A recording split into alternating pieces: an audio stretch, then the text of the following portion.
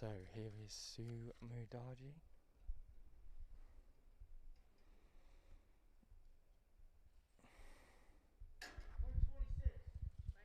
Official weight 126 pounds for Sumu Darji. 126 pounds for Sue Mudaji.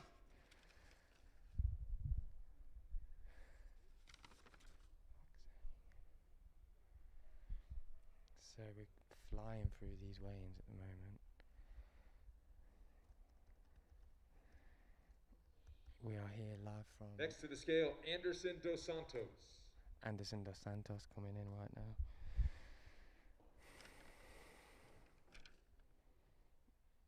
Dos Santos is 20-8. Last fight was cancelled because of the coronavirus, and he was actually set to fight the Welsh legend Jack Shaw.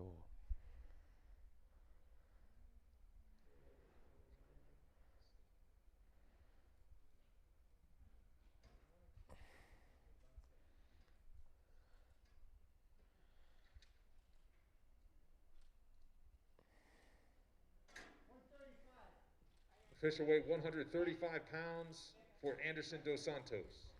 135 for Anderson Dos Santos. Anderson fighting Martin Day. Can you guys hear us okay here? Let me know because I have a mask on. Next to the scale, Rachel Ostovich. So next to the scale is Rachel Ostrovich.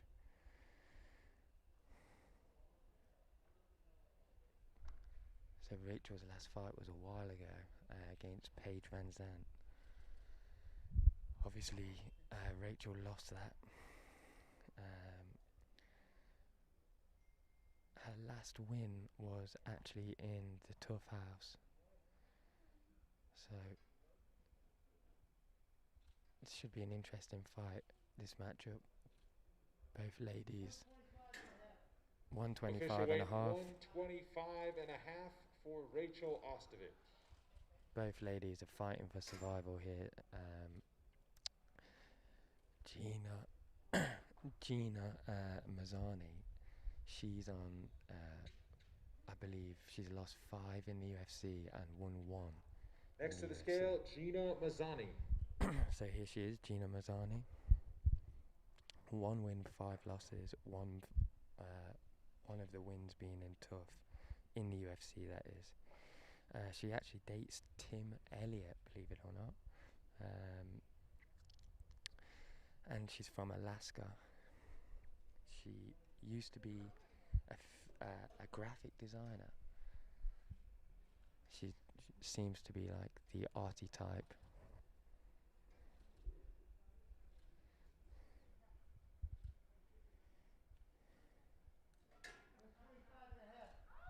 $125 and a half. 125 and a half for Gina Mazzani.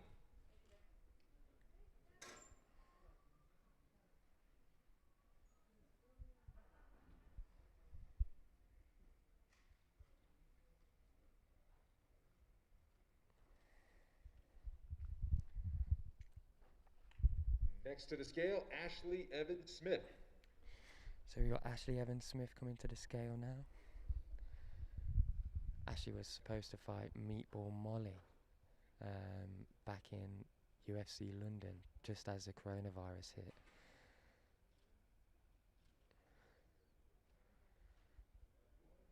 So I'm sure the UK will be watching.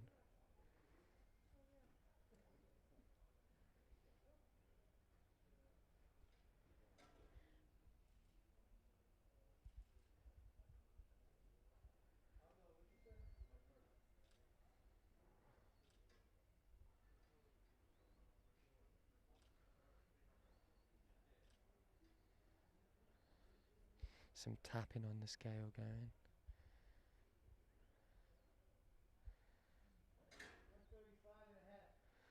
Official weight 135 and a half for Ashley Evans Smith. 135 and a half there for Ashley Evans Smith. Next to the scale, Spike Carlisle. Spike Carlisle now stepping to the scale. This is really good. I haven't been at a weigh-ins that one after the other have flown out so much like this. So Spike, the ginger alpha male. It's his third UFC appearance. This guy's a crazy guy.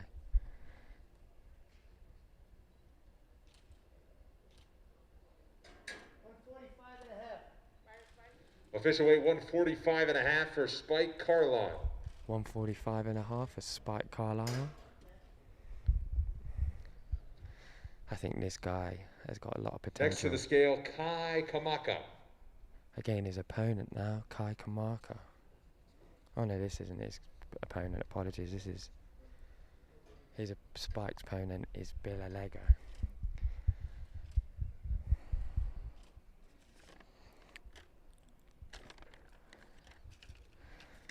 So Kai's a bit of a brawler.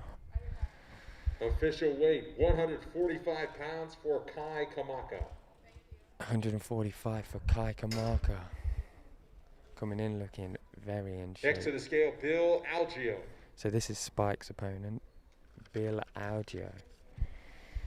It's his second appearance.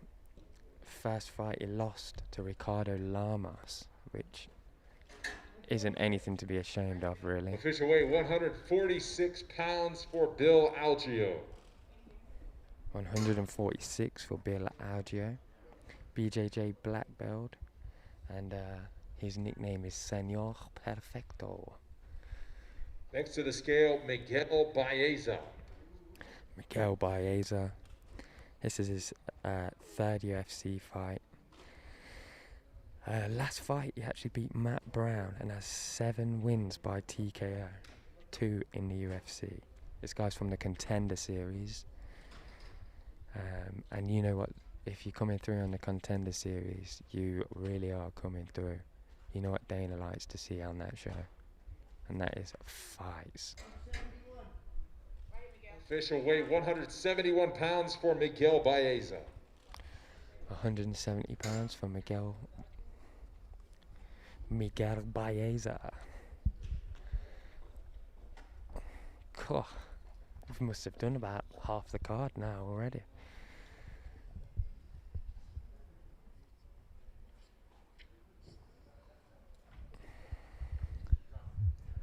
So it seems we're having a little wait now.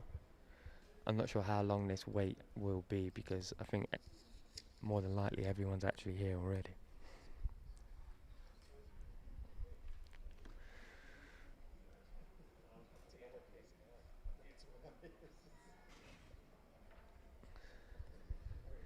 Yeah, I believe that is true, guys.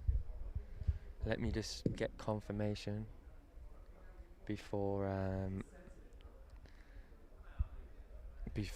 I tell you, but yes, the fight Blades versus Lewis is apparently off. I've only just heard this,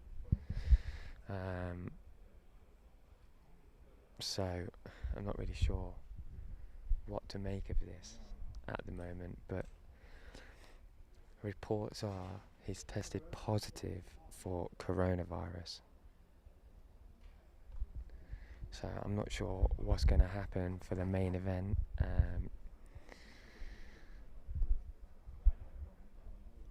But hello everyone from the Apex in Las Vegas. Check this place out, man. It is cool. We are currently in the I don't know what room this is, but it's where they do all the interviews, the weigh-ins, so we'll call it the weigh-in room, media day room. But just down there is the little hallway where we come in, and they've got all the Ultimate Fighter jerseys up on the wall down there, which is pretty cool. And then just out there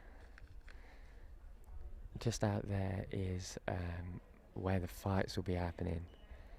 inside the apex. What's up with my mic, everyone? You saying fix my mic?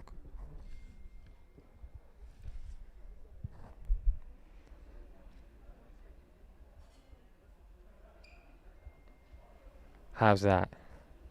How's that? Bonjour. Tell me if this is better. Sorry, I've got a mask on. And hello. Yeah, it sounds alright, guys. I don't know what you're on about. Do you know what? It's actually much better to put these headphones on.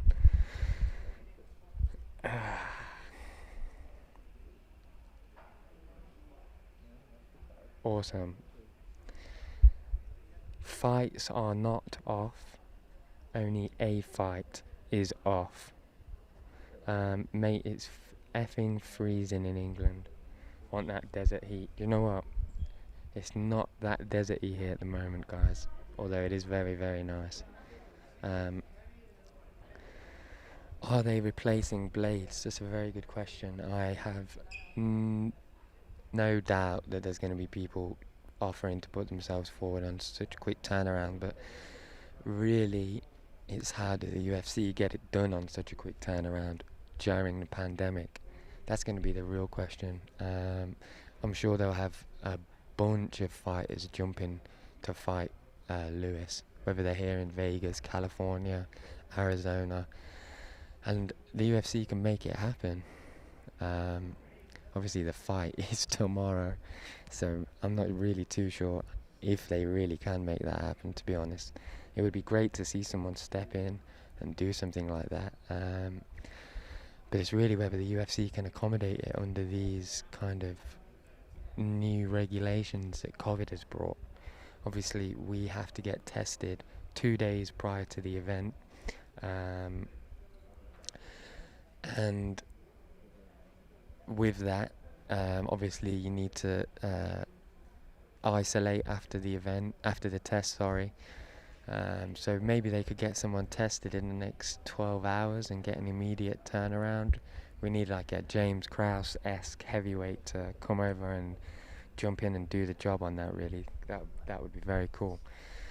I feel like this is not very interactive for you guys because you can't see what I'm saying, you can't see my lovely face, although that is probably a positive for everybody out there. But it looks like a picture. I've just noticed it just looks like you're looking at a picture of someone trying to look like Bane.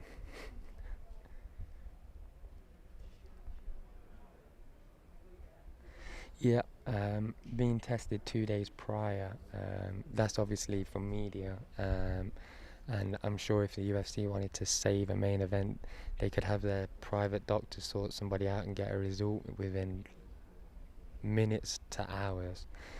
So all hope isn't off yet, but Tom Aspinall, yeah, he was the guy that was going through my head, Tom Aspinall. But Tom's in England, and there's no way I'd imagine he could get out to Vegas and fight for tomorrow, have a test, maybe even have to get a visa in that time. Excuse me, everyone. Gonna get loads of COVID looks now. That was the loudest sound I think that's happened all morning in this room.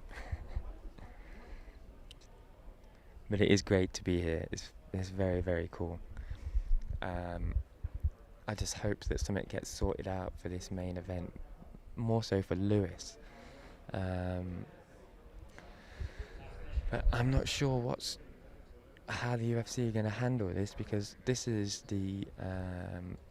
I believe this is next to the scale, Parker Porter. Parker Porter coming up down to the scale.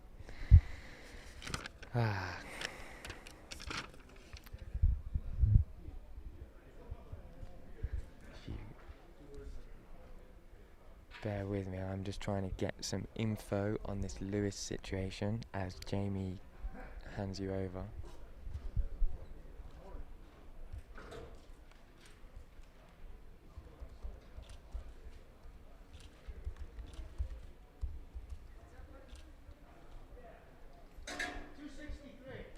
Official weight 263 pounds for Parker Porter. £263 for Parker Walker. Damn. That's literally about 7 of me. Yes, so what was I saying? I was on about the blades, wasn't I? With gas for Lewis. Yeah, I was excited to see Lewis wrestle. Next to the scale, Malcolm Gordon. Malcolm Gordon now, heading to the scale. Now, this is Michael's second appearance. He lost his first fight to Amir Al-Bazai, who is London Shoot Fighters. This guy, Malcolm X, being his nickname. Official weight 126 pounds for Malcolm Gordon. So Malcolm Gordon coming in at 126 pounds. Malcolm X, as his fight nickname is. 6 wins by submission, and a Canadian fighter. He's going to be one to look out for on this card. In my opinion, fight of the night, just my opinion, Jonathan Pierce and Kai Kamaka. I think that is going to be fireworks. Let's have a look for you.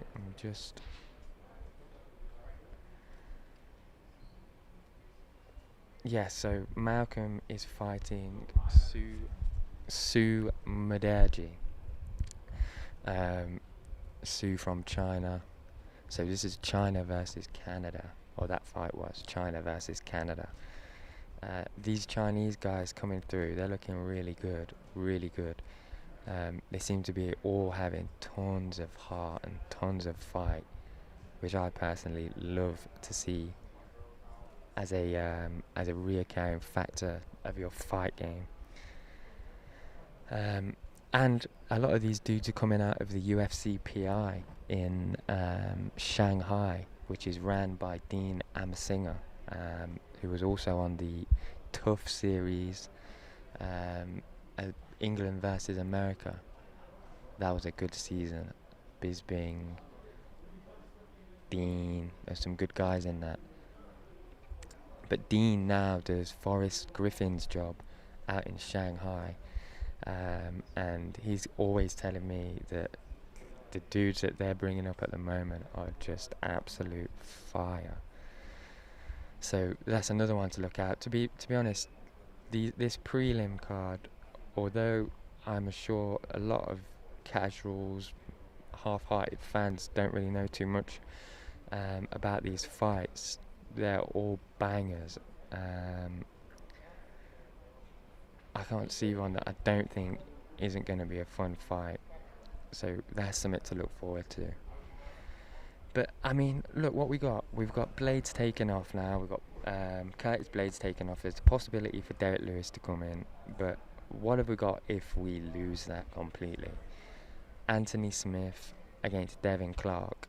Now, that's not too much of a bad main event. Anthony Smith coming in with something to prove. Obviously, he's been talking a lot about cutting back on commitments, has Anthony Smith, with regards to developing his mental game, which I think is really important thing that he should be doing, and it's really cool that he's recognised that. It says a lot about his character. Very self-aware individual, in my opinion. So this is going to be really, really interesting, because we've seen Anthony Smith, we've seen him come out, and we've just seen him almost look like,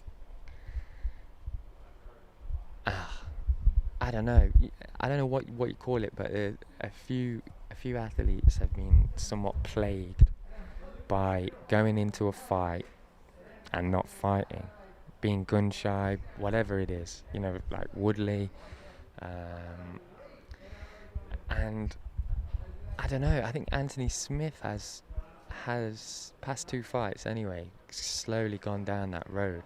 So for him to be self-aware and to actually acknowledge that his mental game needs more improvements, needs to put more time aside to it, I think that's really Next cool. to the So scale, I'm rooting Josh for Anthony. Parisian.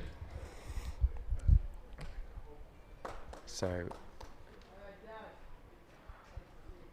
we have Josh Parisian coming in now. Josh has a 13-3 record. From what I can tell, this is his debut.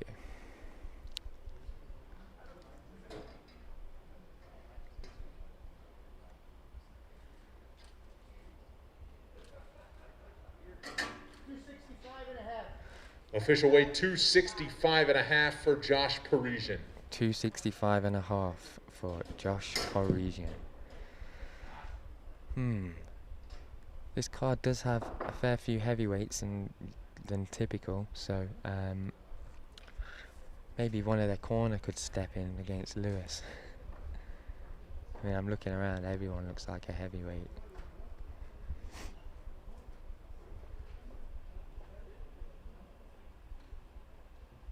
Just reading some of your comments, everyone. So this isn't a main event, so you don't need to pay for that, Papa. Yes.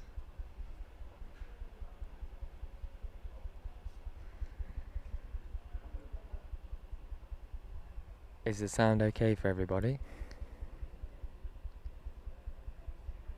I've got the headphones on and it sounds good, but I'm seeing the odd comment. Golf commentator.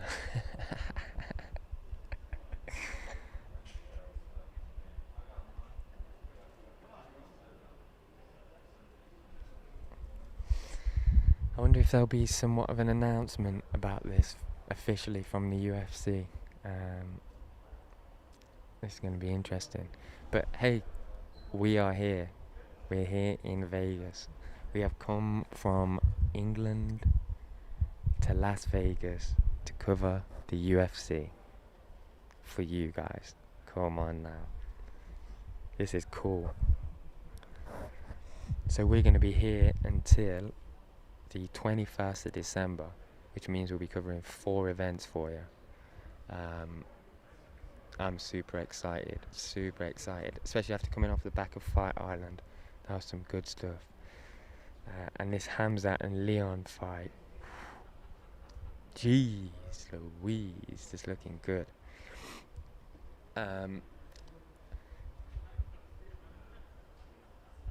Well, you know what? Francis Ngannou is actually a Vegas resident and a heavyweight and is not fighting. Ooh, Francis against Lewis. Just throwing it out there, guys.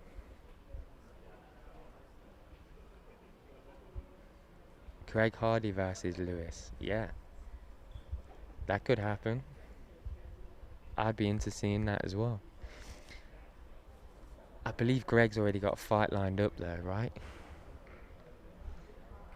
I think he does. I think he might even be fighting on the last card of the year, Greg Hardy. But hey, that's some time to turn around if you're getting a first round finish, which these guys, they tend to do. But obviously that's not going to be great if you're on the receiving side of that finish and you left your previous fight to lose, to come in short notice and lose and get knocked out. That would not be good, especially if you've got a fight lined up. So I don't see first round management allowing Greg Hardy to even do that. But hey, who knows? I'd be down. Perry vs Hardy. That would be a fun build up, that fight. When do the weigh-ins end? Not sure. Weigh-ins will end when the last person weighs in. They do have a time limit. I think it's a couple of hours, so the fighters can weigh in between those couple of hours whenever they want. So, you know, this could be over in 10 minutes, could be over in another hour. But I'll do my best to keep you guys entertained.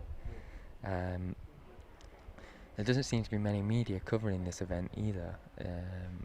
Not that I can tell, it's just John Morgan and the Raptors and some South American dudes.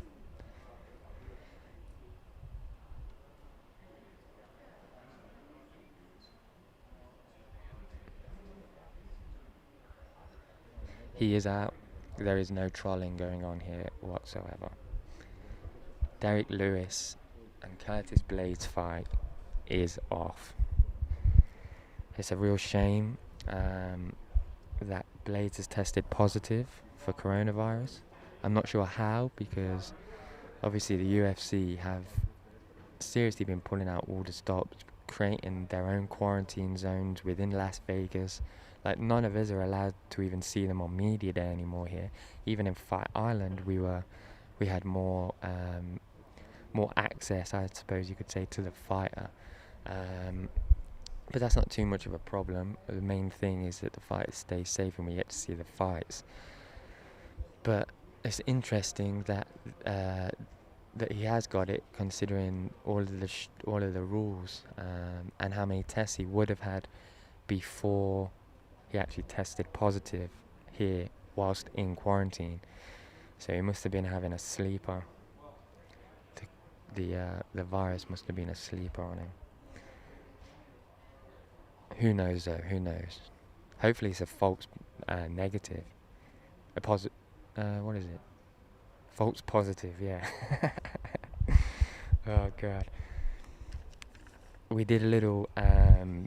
Me and Jamie, the other Raptor, we did a little podcast the other day. First podcast we've ever done. And we did it just breaking down this card. We'll be doing another one for you on Tuesday. We'll try and get some other guests on as well, some fighters, some journalists. I think that'll be cool. Turn it into a research day, because obviously at Fight Week we've got research to do. So we thought, why not go live and do our research, speak to everybody about what they think about each matchup as well.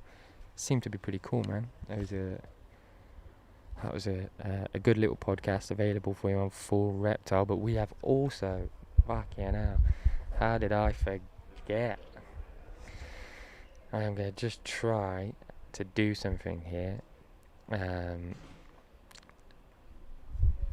This software is pretty wild, so hopefully nothing crazy pops up. So let me just check something out, because last night Mr. Hardy, he ended up doing a war room, but a very special war room. This war room was for Mike Tyson and Roy Jones Jr. I'm just trying to find the thumbnail right now. Have you got the thumbnail? I've got the thumbnail. I've got the thumbnail, guys. Don't worry. But Dan has broke down Tyson versus Roy Jones Jr. and it is definitely worth a watch. We go back and show some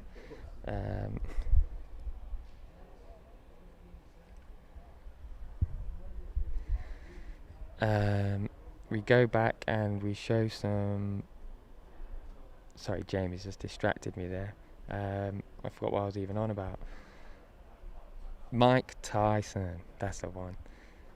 So I'm just going to send this to my computer.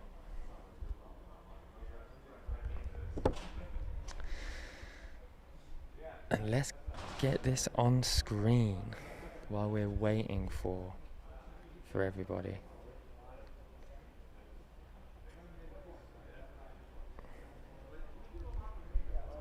So, do any of you guys out there do any live streaming? If so, I want to know what your favorite software is. I know we've got some techie dudes in our chats.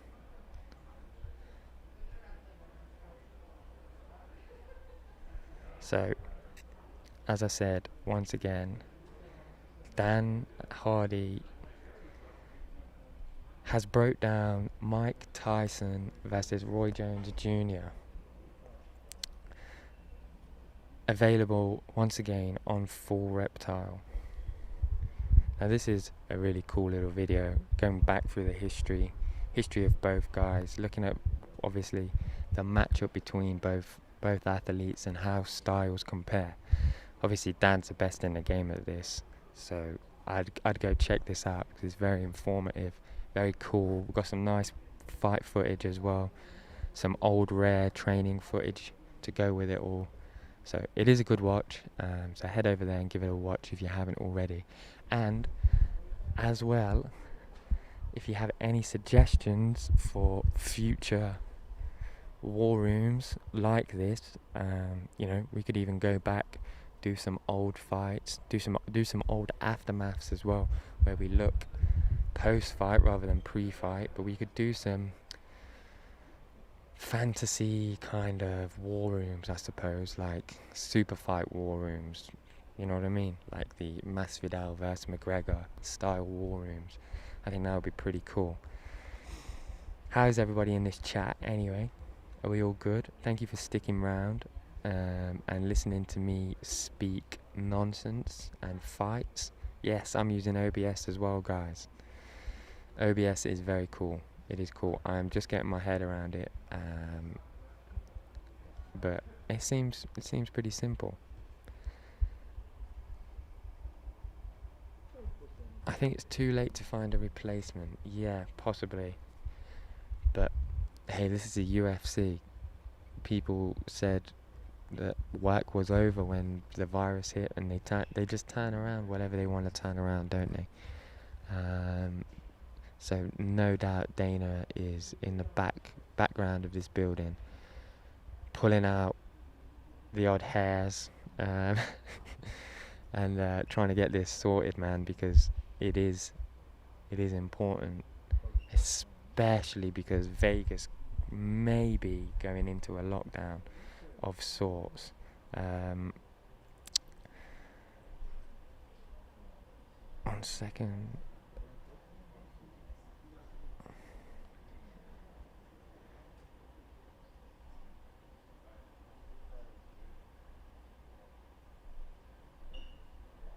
There we go. Confused me for a second, that did. Let's have a little read of your comments and I'll see if you guys have any good questions, and then I'm just going to hand it over to Jamie, who's going to fill you in on a few of his favourite fights to look out for on this card, what we've been up to and what we will be being up to. Yeah, let me pass this over to Jamie. I'm just going to go to the toilet. I'll be back in a moment, everyone.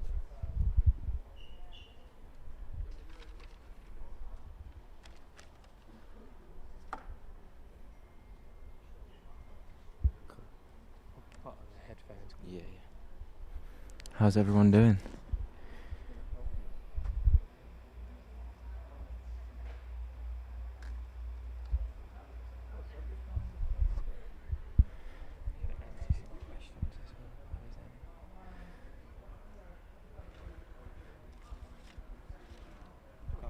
So yeah, how's everyone doing?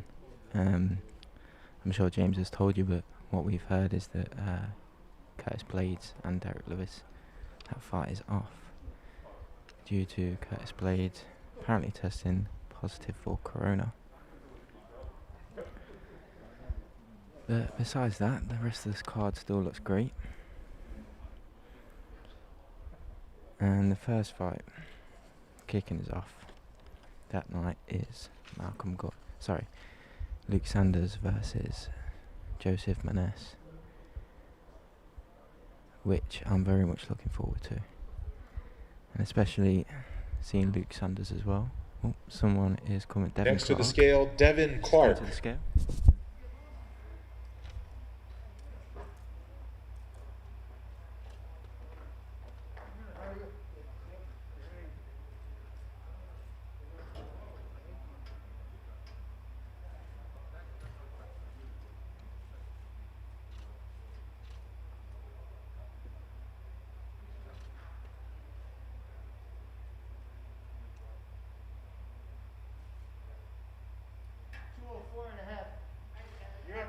Official weight 204.5 for Devin Clark.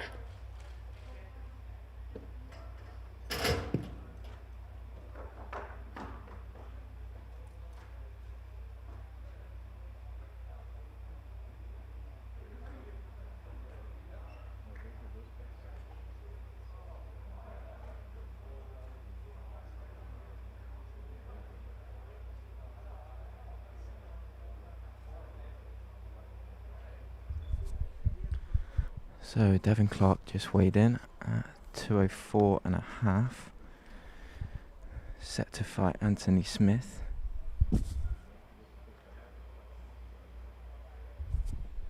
Looking forward to that fight. Obviously, Anthony Smith's coming off 2 losses, so I'm sure he'll be looking to get a win this weekend. And Devin Clark's certainly a tough opponent for him.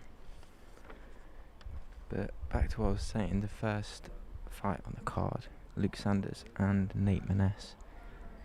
Now Luke Sanders was 10-0 up until he got signed to the UFC. Now he's had 6 fights in the UFC. Record is now currently 13-3. And those 6 fights in the UFC, he's got 3 wins and 3 losses. So he's pretty even in terms of his win and loss ratio. But I also know that he was quite athletic from a young age as well. He actually competed in a BMX in Grand Nationals when he was younger, and he was also a state champion at hockey as well. So he's a natural athlete. I think it'll be a really good fight going into against Nate Maness. And Nate Maness, I remember his first fight was against Munoz, and I remember quite vividly there being a lot of low strikes in that fight. I think there was about 3 or 4, and then there was a couple that weren't called as well. So hopefully that doesn't happen again. But he's a good wrestler, great grappler. It's his second appearance in the UFC, and he's currently 12-1. So looking forward to seeing that fight. But yeah, it's really great being back here at the Apex in Vegas. Our first card of many that we're going to be covering. So hope you guys are all going to be tuning into the content that we're creating around every event. Hello everybody. Oh, James is back. How are we doing? Are you going off here?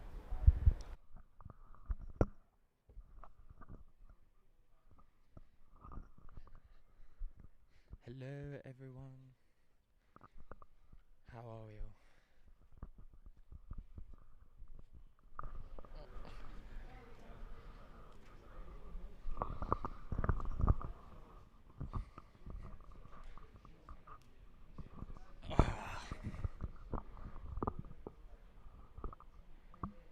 So, whilst I was in the toilet, I heard Devin Clark came out, which is looking like it might be the main event. Anthony Smith against Devin Clark.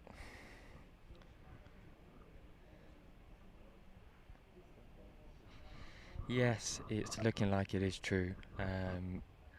Blades testing positive for coronavirus. Eek. Right. I'm just going to switch mic. Hello. I like this mic. Coronavirus. Killing everything. Companies, main events, people.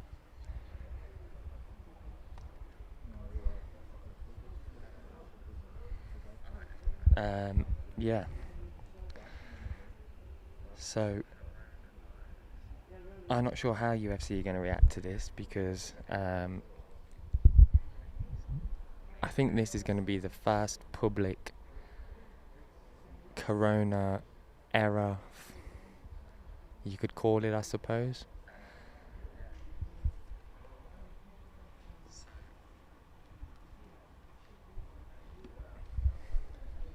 I just heard my phone going out of my pocket, playing the live stream. But yeah, this is going to be the UFC's first. I mean, I can't think, has an event, like one fight, main event been pulled because of Corona? Don't think so. Obviously, fighters have got Corona. But as a main event, damn. Do you know what though? We've been here in America now for, I don't know, about 4 or 5 days, I'd say, something like that. And we've been to England, Abu Dhabi, Bermuda, and now Vegas, all during the COVID pandemic.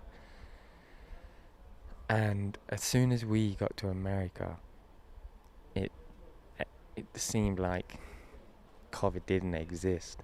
Everyone was wearing masks, which definitely surprised me because I didn't expect to see that. But in terms of like getting on the flights, things like that, like every flight was spaced out, a social distance flight. Our flights in America were just standard flights. So, and we went to the Strip, which is another thing you should go check out on the YouTube channel. We met Mark Goddard on the Strip at the MGM, and we went for some food. And there was the Raiders game going on, like across the street, and those guys over there, they were going nuts, no masks on, screaming and shouting over people. It was wild. It looked like a COVID boiling pit. So I think it's very sensible that the UFC have decided to create a quarantine zone inside of Las Vegas. But yet, obviously, things like this are incredibly hard to monitor, to keep a track on. Like, it's crazy, man. Like, you just get a flight with random people, and if you're circulating all of that air up there, well then more than likely you're gonna get that as well. So we've been very lucky to get to Abu Dhabi, get to Bermuda, get to America without getting anything, which is great. But it does happen.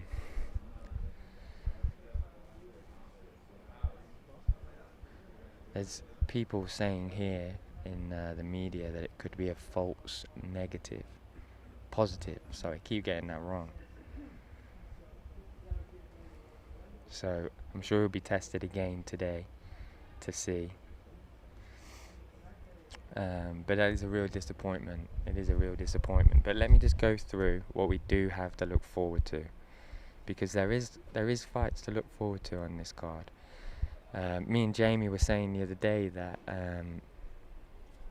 in Fight Island, the weakest card, if you can call it weak, I don't even like to say cards are weak until they're over or they've happened, but everybody was trashing the Holly Holm and Aldana card all fight week. Everybody was saying was, this is a trash card, bunch of nobodies. And then it happened to be probably the most exciting card out there in terms of fights anyway. You saw the Joaquin Buckley knockout. There's tons of knockouts, tons of crazy things happening in every fight. So these are the sleeper cards. So just because the main event's gone, this is still going to be the UFC. This is still going to be top level fights with some real good up and coming guys. I mean, this Spike Carlisle and Billalego fight, that's going to be entertaining. These guys now know that the main event is off, so they're going to have a point to prove of why you should still be watching the card, especially a fight like Spike Carlisle and Billalego. I think this is going to be a really fun fight. One to look out for as a main card fight of the night for sure. But then you've got Jonathan Pierce and Kai Kamaka, which is also an incredible fight. Kai Kamaka is Next Hawaii. to the scale, Norma Dumont. Norma Dumont is now weighing in.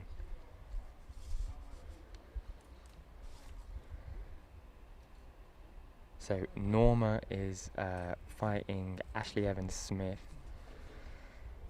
She's a Brazilian fighter, 5'7". Official weight 139.5 for Norma Dumont. 139.5 for Norma Dumont. So she's fighting Ashley Evans-Smith as the headlining prelim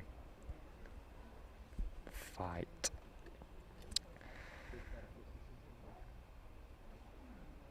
So looking at these stats here, we got Ashley Evans-Smith with a 50% TKO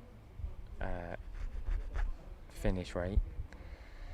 Then you've got Norma, who's on a 0% finish rate, but she has a 50% sub and a 50% decision. So these girls have split wins here. 50% TKO, 50% decision for Ashley Evans-Smith, 50% sub for Norma, 50% decision.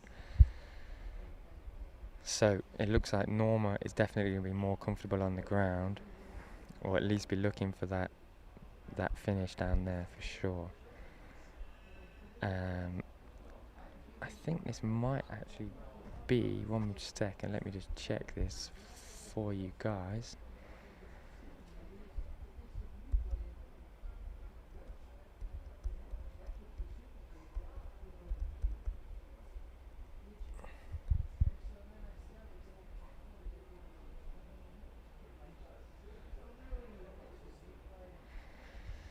Okay, yeah, so this is Norma's second fight, right? Her first fight in the UFC was against Megan Anderson, and she lost via TKO, right cross in the first round. And now she's coming in fighting Ashley Evans-Smith, so it's two relatively high-level fighters that she's jumped into the UFC to fight. So I'm not sure what we can expect from this, but Ashley, she's going to be looking to make a statement on this card.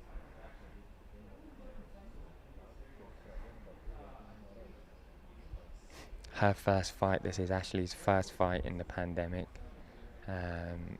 Obviously she was going to fight Molly McCann, which got cancelled on UFC London. In fight week, that card got cancelled because of COVID. That was such a disappointment, a real disappointment. But she's also, okay. So I want to go through Ashley Evans-Smith's record. So her first fight in the UFC was against Raquel Pennington, and she lost via bulldog choke in the first round. I think she went on a couple of wins. She beat Veronica Macedo. Then she went on to lose twice to Caitlin Vieira and Sarah Moras. Then beat Beck Rawlins. She was supposed to fight Antina Shevchenko as well. That got cancelled. She's had a lot of cancelled bouts in the past 2 years. She's had 4 cancelled bouts and 1 loss against Andrea Lee. And this is now her first fight in the pandemic. So Ashley Evans-Smith really coming in this to prove a point. So that's one to keep an eye on. Just catching up with presenter guy. Who are you? Sorry guys, I'm just catching up with the chat. I'm James, one of the Raptors working for Full Reptile with Jamie over here. Yeah, jump on, Jamie. Sound all good? Yeah, sounding good, mate. Cool. How's everyone doing? How are you doing? Yeah, good, man. It's nice being back at the Apex. It is. It's fucking cool. Feels it's like cool. ages since we've been here. Yeah. The last time we were here was for Joanna Ying Jacek and Zhang Wei Li and Israel Adesanya. UFC 248. Yeah. That was an wicked. event. That was one of my favourite events that we've been to. Was it? Just in terms of the content we got, and we got a lot of stuff in the PI of Sean O'Malley, Max Griffin, loads of really cool stuff. Yeah, we did. We next Wednesday we're going to see Sean O'Malley. We'll be driving down to Arizona and making a little video with them. They'll be doing their podcast, their weekly podcast, the Timbo Sugar Show. Me and Jamie are gonna zoom on down and just try and make some, I don't know, some vloggy kind of content with Sean and the boys down there, because there's not too much going on these fight weeks, so we're just trying to get as much as we can do elsewhere with other fighters and try and get in some cool stuff. Like, obviously when we were out in Fight Island, we were both started out our own little show that we're going to develop a little bit out here as well. Do you want to tell them a little bit about what yours is? Yeah, so I started a show called Coach's Corner, and what that entails is me sitting down with head coaches from different gyms from around, or wherever really. But I've done 3 episodes so far. First episode was with Mark Montoya. Second episode was with Sam Greco and Dan Kelly. And third episode was John Crouch. Oh, actually 4 episodes, sorry. Fourth one was with Brad Pickett. It's really interesting. We talk about their fighters that they're currently training, their past careers as well, how they've transitioned into coaching, and much more. I'll let you watch it to find out, but yeah, something that is gonna develop further, and talk to a few more coaches hopefully whilst I'm out here. For sure. We'll try and get John Wood in as well. Yeah, for sure. It'd be great to talk to him. We want to get Aljamain Sterling in for a fighter psyche. Gonna try and rope Sean into doing a fighter psyche, but we'll see how he's feeling. Obviously Sean's just turned a new father, kept that under wraps. He's just had a baby girl, Sean O'Malley has. Yeah. With his partner. So that's pretty cool. So we'll probably get to see the baby. We'll speak to Sean about what it's like becoming a dad, and if that's changed his fighting psyche, because he did say in a video I was watching that he doesn't give a shit. He doesn't care at all about fighting at the moment. Yeah, it would. I assume it would change your mentality as well, just in terms of, I suppose, consequences. You know what I mean? Yeah. You know, if you get hurt, and you know, certain things happen in fights, and you know, you've got, besides having a partner, you've also got a kid to think about now as well. So you know, I could imagine it changing a lot. But then there is a lot of fighters with kids that still come out like savages, like Max Holloway's little boy. Max Holloway is a good example. Dolby. Do you know, I've noticed that fighters, 9 times out of 10, and there's a few obvious ones where this hasn't happened, but they seem to make girls. Yeah. I don't know what that's about, but like, if you see a fighter and you find out that they're expecting, I bet you it's a girl. It just seems that way, which is a real interesting thing that I've noticed. Loads of fighters seem to have girls. Yeah, I've not really noticed that. And Cowboy's little boy Danger as well. Yeah, you got Cowboy with the boys, McGregor and Holloway, but I'm pretty sure like.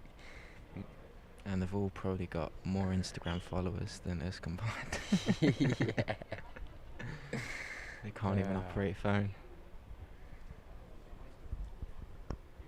COVID came in heavy. I'm not sure this is clickbait, by the way, guys.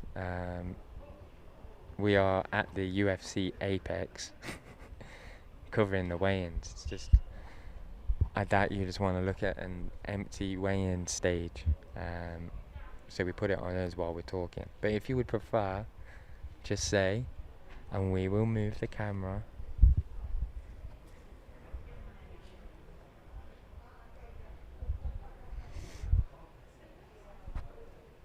So who's left to weigh in? I think there's about 5 more people, is there? Yeah, I think so. 'Cause it's not a massive card, and obviously the got main event's shorter been now. cancelled now. Yeah.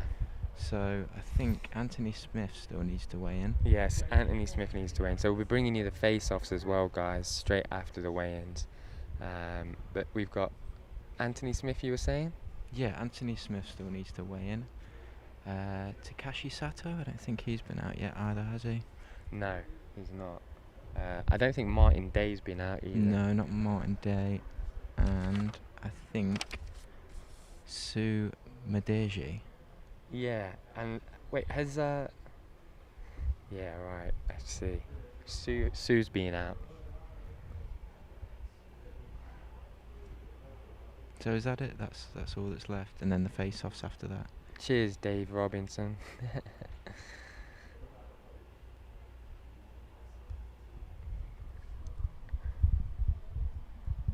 So, I'm just peering through into the Apex at the moment, and I can't see any fighters queuing up to come through. It's going to be pretty cool watching it from the Apex though as well. Yeah, I've never seen a fight in the Apex. No. It's going to be fun. Well, do you think anyone's going to step in against Lewis, or do you think they're just going to totally take the fight off the card? Well, that's what I was saying. I'm not sure. It's on 1 day's notice, surely. Well, the thing is that I don't think there's going to be. I don't think there's going to be any shortage of people wanting to fight. Yeah, true. What the problem is the weigh-ins, which are now. Yeah. I don't know how can you do like a private weigh-in like tonight or something? I have no idea. I mean, it's heavyweight as well, so It is heavyweight. You're right. So yeah, there's going to be less people cutting weight per se. Yeah. But still, there'll be some dudes that are probably a little over. That I don't know.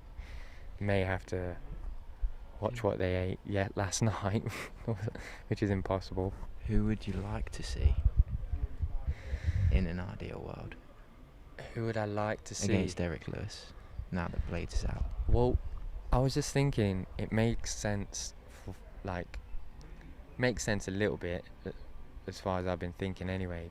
But Francis Ngannou, yeah, he's a Vegas resident. Yeah, I think he's here in Vegas right now. I think that would be quite. that would I don't be know. good, but then Blade. Well,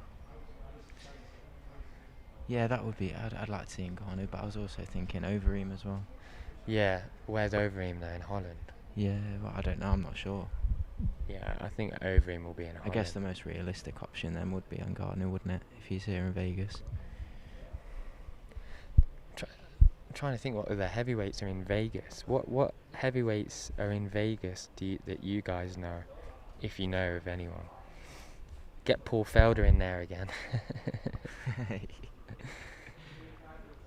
Do you know what? I was watching the Contender Series, and one of Nick Diaz's boys, I've completely forgot his name now, but he trains at the Nick Diaz Academy, and he was in the latest Contender Series. He's a middleweight, but he fought heavyweight in the Contender Series because he wanted it. This was his, I think it was his only option, and he got gifted a possible opportunity, and he just took it, and he won.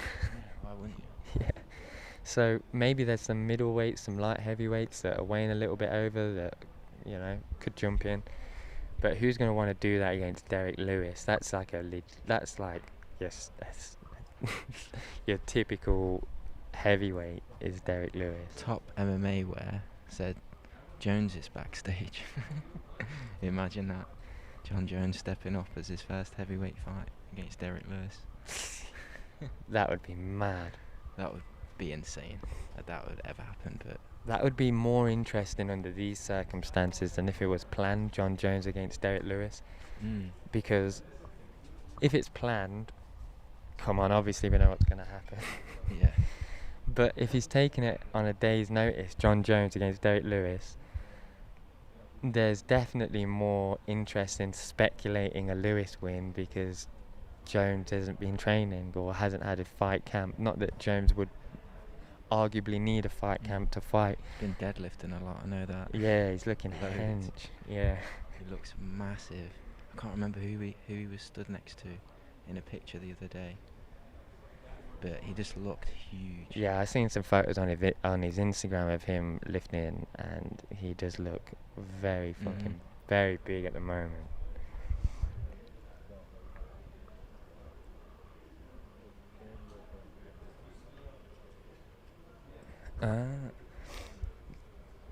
So if asking you bettors out there, right?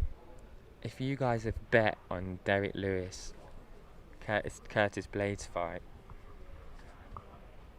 have you lost the bet, or do you get reimbursed?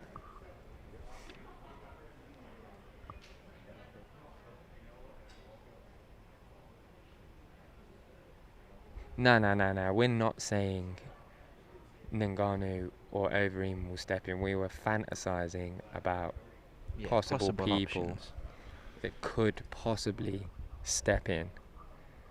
Not like rumours. Yeah. Not breaking news. Yeah, this ain't breaking news, guys. Sorry, this is just dreamland.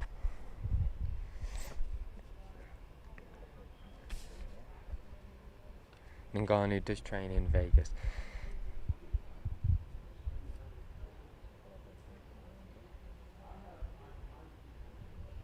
Which fight are you looking forward to most on this card anyway?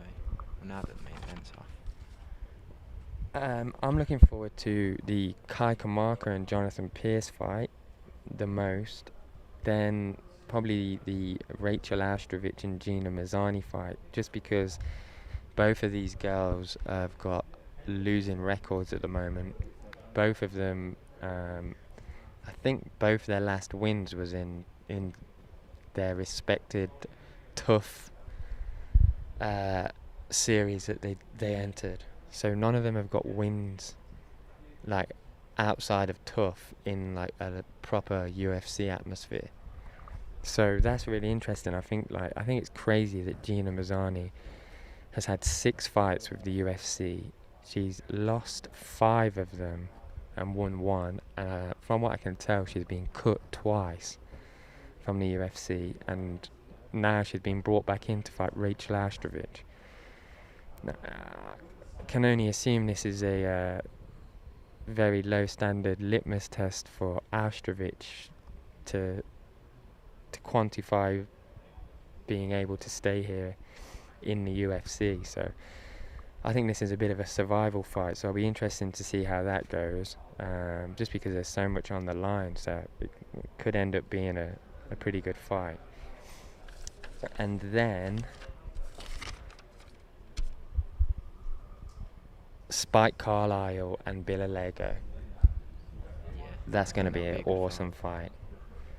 Hang on, I'm just going to I quickly did actually say that. I did pick that as my fight of the night, but I'm going to change it because I like the look of Takashi Sato and Michael Biesa. I think this is going to be a scrap, just based off Sato's record. I think he's got 12 finishes out of his 16 wins. Yeah. And obviously Biesa's coming in undefeated at 9-0. I just think it'll be a really good fight between them two. And looking forward to seeing Biesa. Yeah, that does look like a good one, and he's beat Matt Brown in his last fight. Matt's a animal as well. We all remember that disgusting elbow finish. That was beautiful. Dan Hardy was set to fight Matt Brown as well, before he had to retire early, we should say. I'm just going to have a little read of these comments, see if you got any questions. Dan Robertson has a few. Let's just read them here. Right. Filling me in on the bets.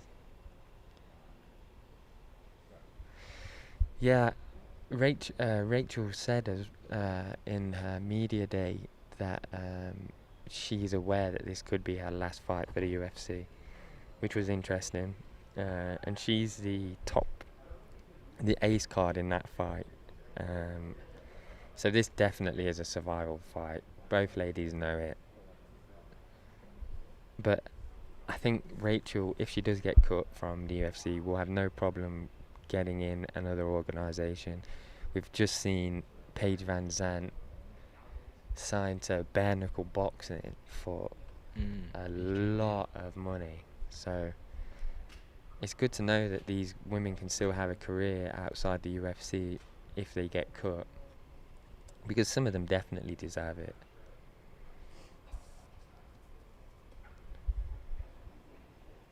Spike is a beast. What are your guys' favourite fights on this card? One to look out for.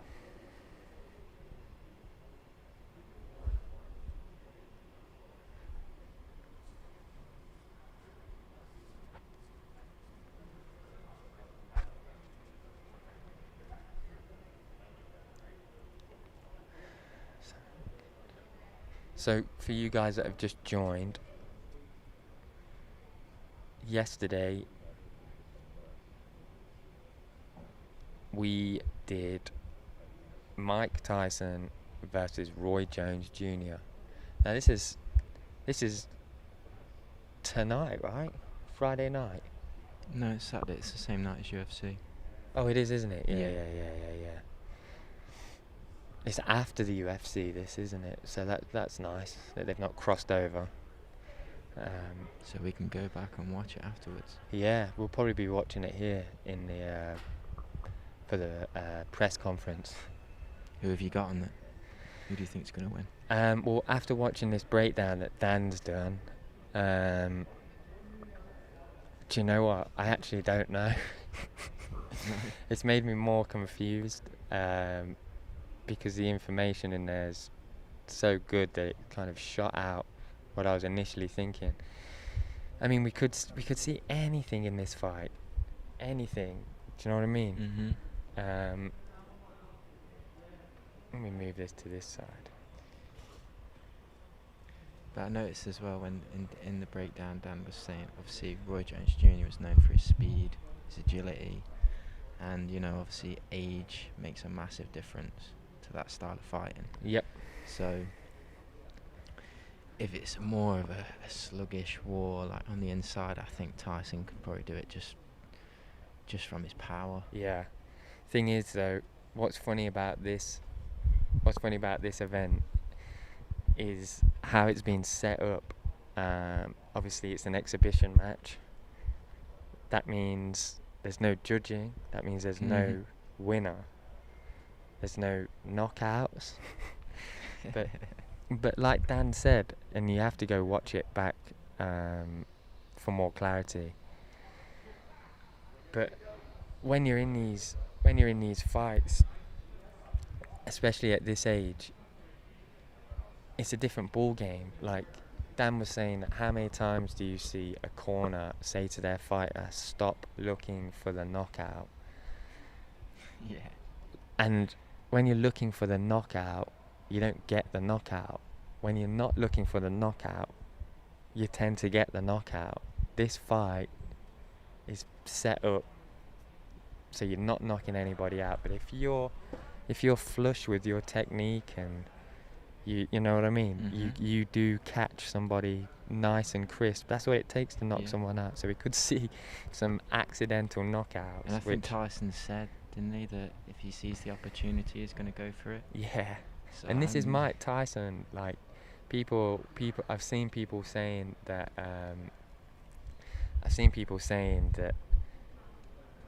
he's not going to knock anybody out, but this is Mike Tyson. Yeah.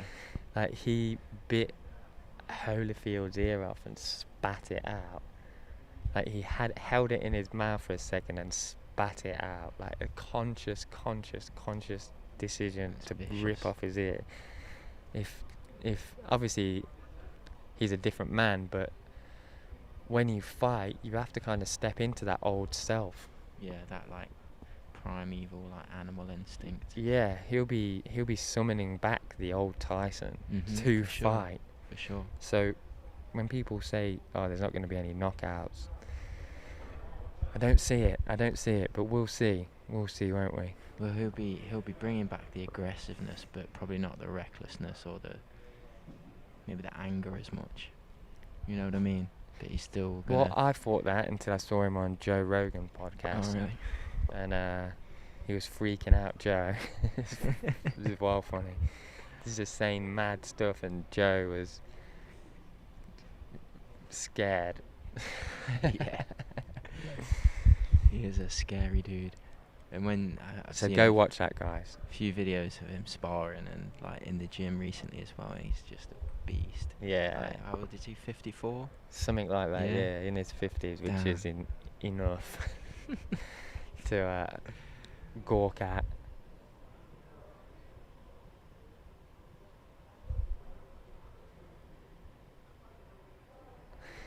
Dan, so to answer your question, Jose Zamora, Dan is in England right now. Dan's at home with Veronica. They're all in lockdown in the UK. But me and Jamie, as single independent men, have thought, well, what's the point in being in a lockdown if we can get out to these fights, go to the Apex, and do all of this? Yeah, of course. Why So wouldn't you? yeah, exactly. So we are here live from the UFC Apex in Las Vegas, And we're going to be here living the dream. for all of the events for the rest of the year as well. Yeah. So you'll be seeing a lot of us. Yes, you will be seeing a lot of us. We, if you don't know, we were doing this throughout all of Fight Island as well. So we shouldn't be too new to you guys.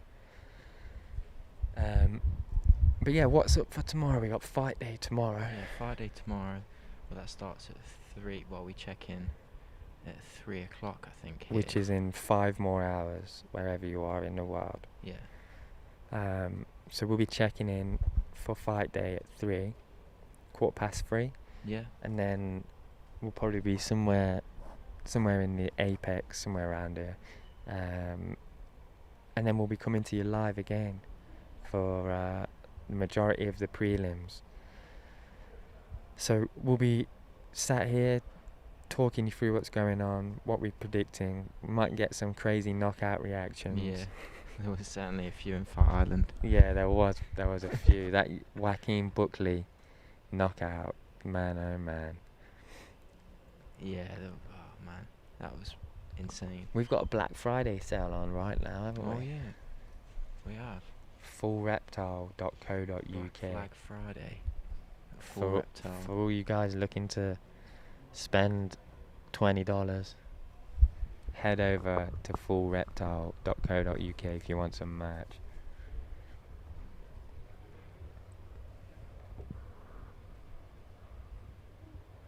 No worries, Jose Zamora.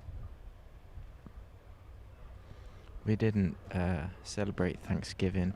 That's exactly what we are doing, Dan. I just didn't want to call it a fight companion. But that is what we're doing for fight day. For the majority of the prelims, you guys can all come over and join us live from the Apex. We'll have all the live post-fight interviews. We'll be the first on that because nobody likes to live stream at these events other than us, by the looks of it. Yeah. Which is cool by us because we get it out there first. You get to see it first. Exactly. So come to Full Reptile YouTube channel and be up to speed That's all the it. time. Someone's asking, did the Raptors celebrate Yeah. Thanksgiving? No, but we were very disappointed to find out Target was closed because of Thanksgiving. Yeah, we didn't have any food, so we went to Target yesterday to try and get some food. And as we pulled in, it was like a ghost town, no cars anywhere. Then we remembered it was Thanksgiving, because obviously in the UK, Thanksgiving ain't even really a thing, is it? No, it's not. It's Not a thing. strictly an American celebration, right? Yeah. I'm not sure what the history is behind it. Yeah, I'm not sure it's too great from what I've heard from a few people, but Right. I don't know. But yeah, no, we didn't celebrate it. I assume it's like a bank holiday over here as well. Like everyone See has you a day tomorrow, off Dan. Yeah. for Thanksgiving. Yeah, they do. Yeah. Nice to have a day off on a Thursday and then go back to work on a Friday. Yeah.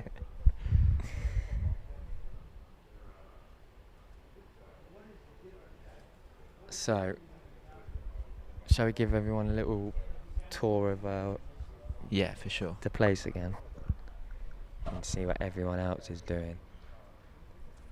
I always find this interesting from a viewer's perspective, like what's behind the camera, especially here in the Apex, because it's such a unique place that not many people get to go to.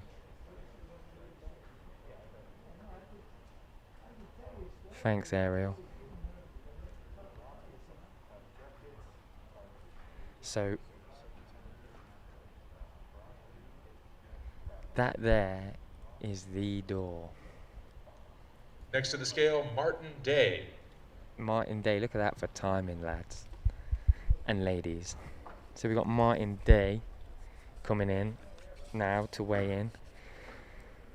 Martin's fighting Anderson dos Santos. Again, Martin has lost his last 2 fights and he's training out of Hawaii Elite. So we've got a Hawaiian fighter. Apparently one of his... 130 Official weight 135 and a half for Martin Day. 135 and a half for Martin Day. Avid surfer as well as Mr. Day.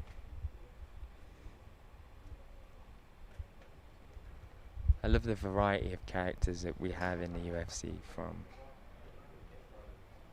the Bryce Mitchells to the Andre Feelys. Like, I know them two have just fought, but they are a good juxtaposition of fighters as well. Oh, what's that? Yeah, Andre Feely's in like a metal band, and Bryce is like some crazy hunter dude. Do you guys ever watch his show on YouTube? It's called Homegrown Fighter, Bryce Mitchell. It's actually really, really good. I really enjoy watching those episodes. He's a cool guy, an interesting guy.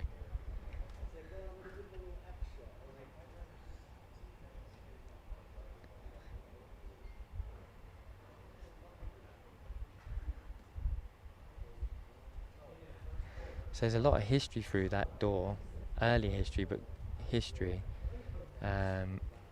Contender series gets put on through there. Some of the best fights this year have happened in there. What is everyone's favourite fight of the year? Favourite COVID fight? I want to know what everyone's favourite COVID fight is. Next to the scale, Nate Maness. So we got Nate Maness coming on. He's opening the card. Nate is.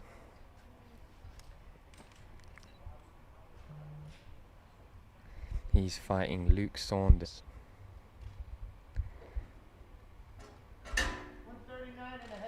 Official weight 139 and a half for Nate Maness. 139 and a half for Nate Maness.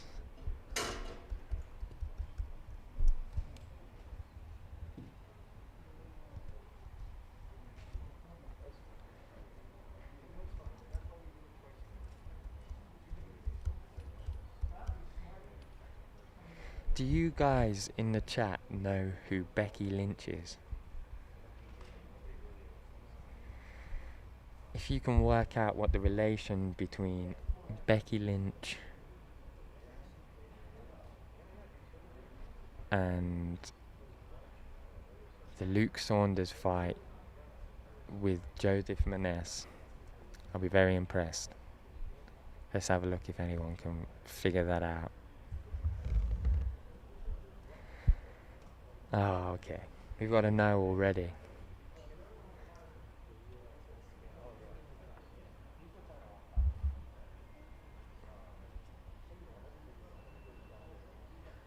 Hooker versus Poirier. Yes, good shout. Very good shout. That was a killer fight. Most Hooker fights are pretty damn good. Absolute brawler.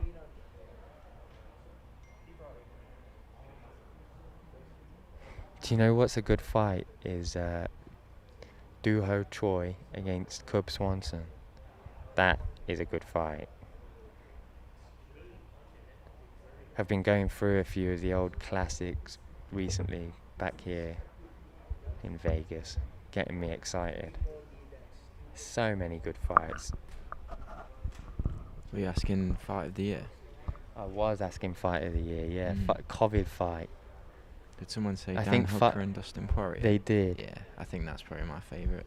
See, I think there needs to be a distinction. I think, because I think the best fight of the year, in my opinion, didn't happen in COVID Oh yeah, era. of course, yeah. So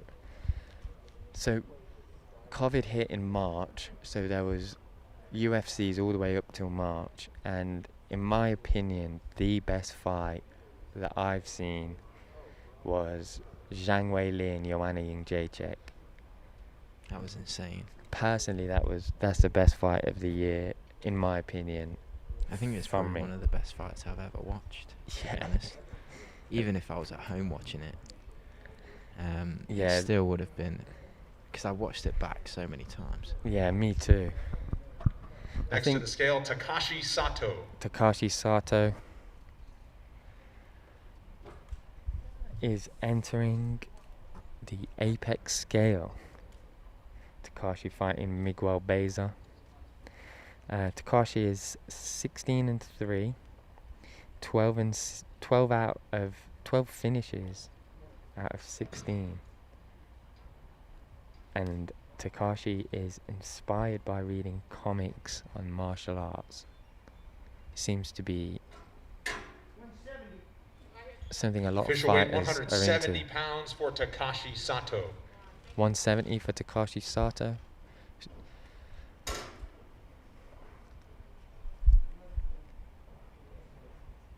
Here comes 6'9". Takashi is a cool name. I do like that name. It always reminds me though of Takeshi's Castle. Who used to watch that? Oh, come on. I'm there. 90% of you must have watched Takeshi's Castle.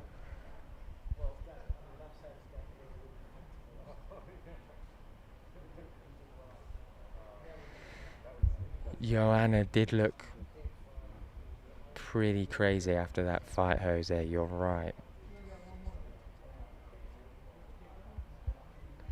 But another thing that made that fight for me so poignant was the fact that we were there for fight week. The fact, like, if you go back to our content during that week, you know, we were in the UFC PI till midnight with Zhang Weili, like, cutting weight, watching her cut weight.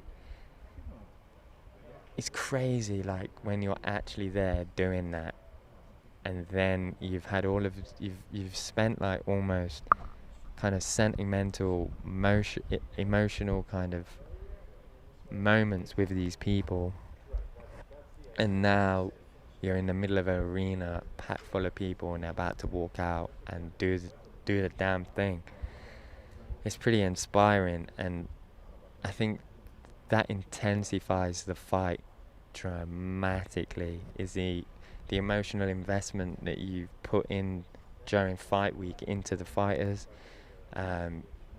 just because we don't typically do like a black and white kind of thing with fighters. It's not just like an interview and then we say bye. It's like a lot of the time we're kind of getting those embedded-y kind of style shots, which mean that you have to kind of be there throughout long durations of Yeah, like when they're parts of the cutting day. weight and, you know, going through that mental toughness, I guess. Like, you know, they're having to deal a lot Yeah, when they're cutting weight, and you for know, sure. just the whole getting into that whole mentality of fight week, you know.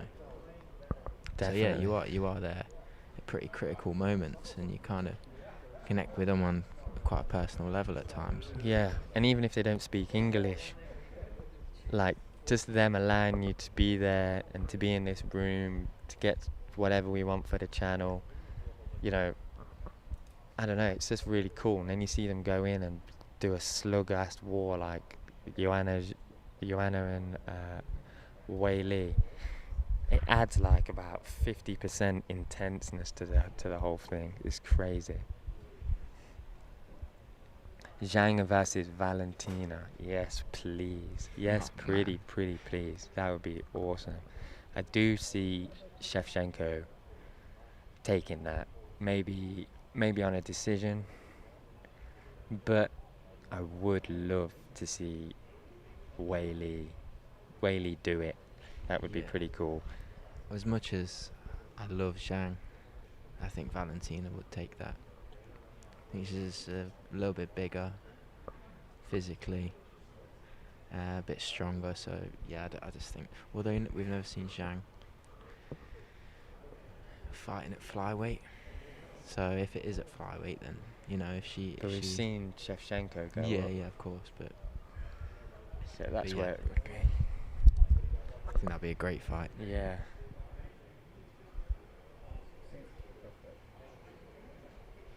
Will Harris does do a good job of getting behind the scenes. He's only really does like dominance MMA guys though, because of his affiliation with Ali Abdelaziz and Habib. Sometimes he branches out, but it would be cool if he was doing more regular stuff, because he is good.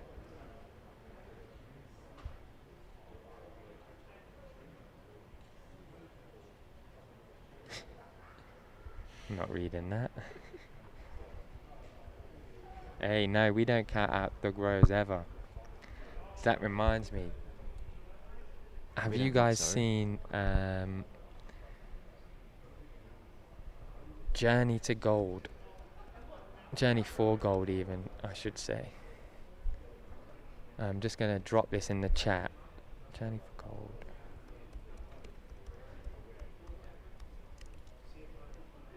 This heavily features Rose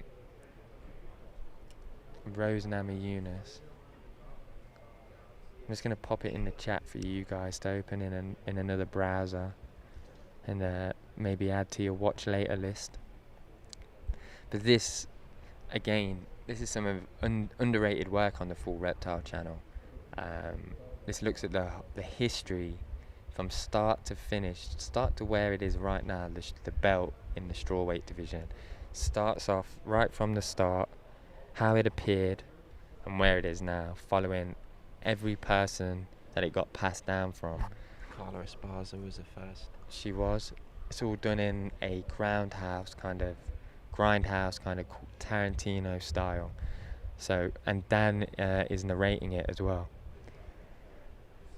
What doesn't make sense, Hunter?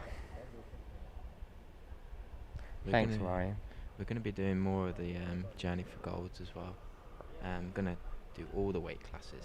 Yeah, we do. We plan to do every weight class as a series in this format, as what I just dropped into the chat. Looking at like the lightweight division from start to finish, when that appeared, going through all of its twists and turns to get where it is now as one of the strongest divisions in the UFC. Heavyweight, we'll be doing it all. We've got a show, Pioneers show that Dan's working on, where we look at pioneers of the game, all in kind of like old school VHS style format, which is pretty much what they were recorded on back then anyway. We've got some cool stuff coming out that you should keep an eye on.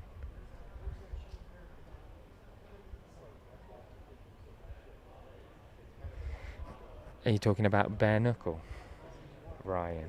Can't wait to see Paige.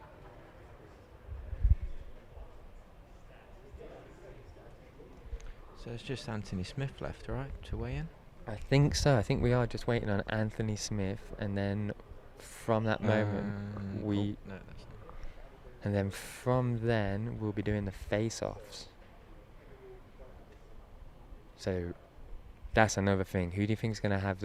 I want to know what everyone here thinks in terms of which fight is gonna have the most fiery face-off, because I think this is gonna be the award for fiery face-off is probably going to go to Spike Carlisle and Yeah. Bill Allego.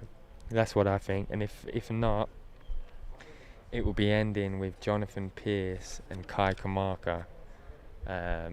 Both of these fights, in my opinion, are the two underrated fights on the card that could possibly be fight of the night. I've got a feeling that Gina and Rachel might be a little bit fiery as well. Yeah, Potentially. I see that playing out.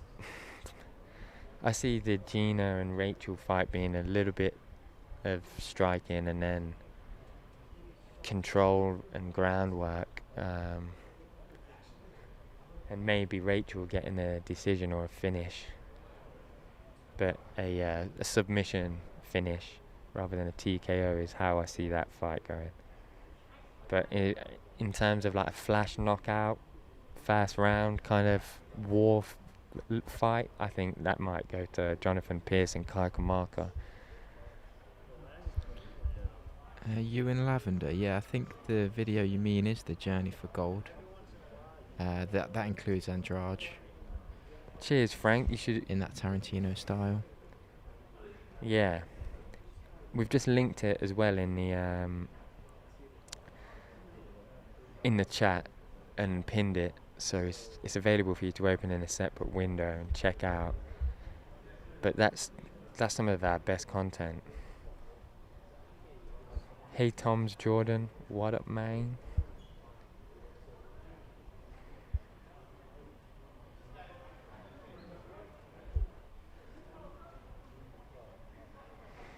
So Blades has Corona. I'd love to be able to know what's happening behind the scenes right now about this whole situation. I can only imagine that Dana has given himself a couple of hours to try to magically turn something around. They're going to have to do like a lot of official stuff before that, like contract signing, contract negotiations, if somebody steps in for Lewis. I was going to say, I think they'll just pump Smith and Devin Clark up to the main event. Yeah, it's the obvious. But then, yeah, it's still going to obviously be 3 rounds.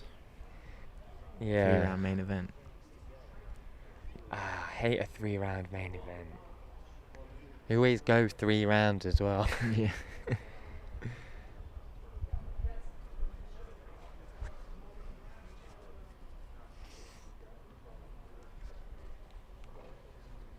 There's a YouTube channel for that, Ryan.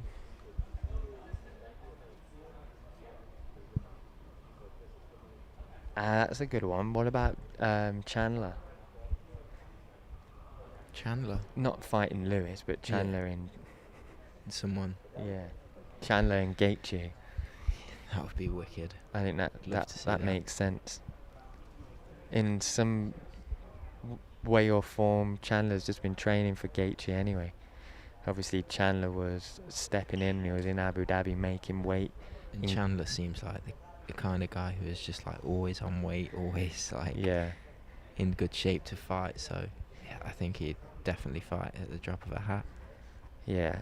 You can tell he's excited to be at the UFC. He's a true professional as well, Michael Chandler. Early for everything. But I can't guarantee that he's on weight by any means. But not that he needs to fight right now. But in terms of a future fight, maybe even one for this year, a Gaethje and Chandler would be awesome. If they can squeeze Ferguson Well, that was it, actually, wasn't it? I think Chandler was offered Ferguson, but Chandler had to say no because he couldn't make the weight in time. So Ferguson got Charles Oliveira. That's going to be a good fight. Yeah. Looking forward to that one. That is going to be awesome. That is going to be a grapple fest.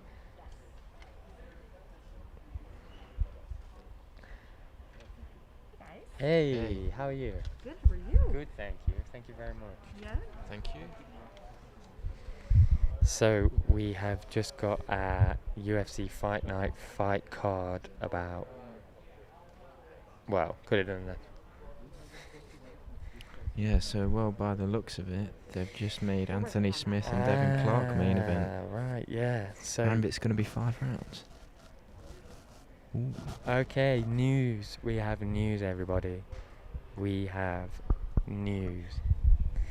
Anthony Smith against Devin Clark has been changed to the main event and is no longer a 3-round bout. It has now been moved to 5 rounds. So Anthony Smith, Devin Clark, 5-round main event. Damn. That's very interesting. I bet Lewis is fuming. Hopefully we get to speak to Derek Lewis at some point, find out how he feels about this and if he's bothered, or because part of me now is this is a quick turnaround on this information. Part of me actually thinks that Derek probably said he doesn't want to fight anybody else. Not that they probably would have. Do you know, the thing about this is, as well, is we're not privy to this information until last minute. So Lewis probably found out he was positive last night, which has given the UFC about 12 hours to do something about it. I imagine Lewis has said that he doesn't want to fight anybody else. I can't see him wanting to, though, because He's not if that someone kind. comes in lower ranked against him and beats him, then it just puts him in a bad stead for them. You know, I don't think he'd be facing Blade next time. Yeah, no, you're right. So this is cool. This is good. So we got a 5-round Anthony Smith fight. Everybody's going to be watching Anthony Smith anyway because, you know, he's come out and recently said that he's had to cut back on a lot of his UFC commitments. Like a lot of the stuff on his, a lot of his desk jobs he's cut back off now. He's cut back off his podcast with Laura Sanko. And he hasn't been taking any of these jobs. He's just been training for his fight because he said that he hasn't been paying enough attention to his mental game. So I think that's really cool of Smith to be that self-aware, to be able to know that, look, hey, this is the problem. I am going to say it out loud and I am going to do something about it. I am going to go see a therapist and I am going to, you know, try and better myself and not just sit and ride this wave and assume that me not being the fighter I am is just down to something else when it's actually all in my head. I think a lot of people could learn from that in the UFC, because we've seen like Anthony Smith have a similar reaction to going into fights as Tyron Woodley, which makes me think maybe Woodley needs to take a few steps back in terms of commitment wise. You know, I know that he used to, I don't know how much he does now, but he did do a lot of desk work. He does do a lot of rap work.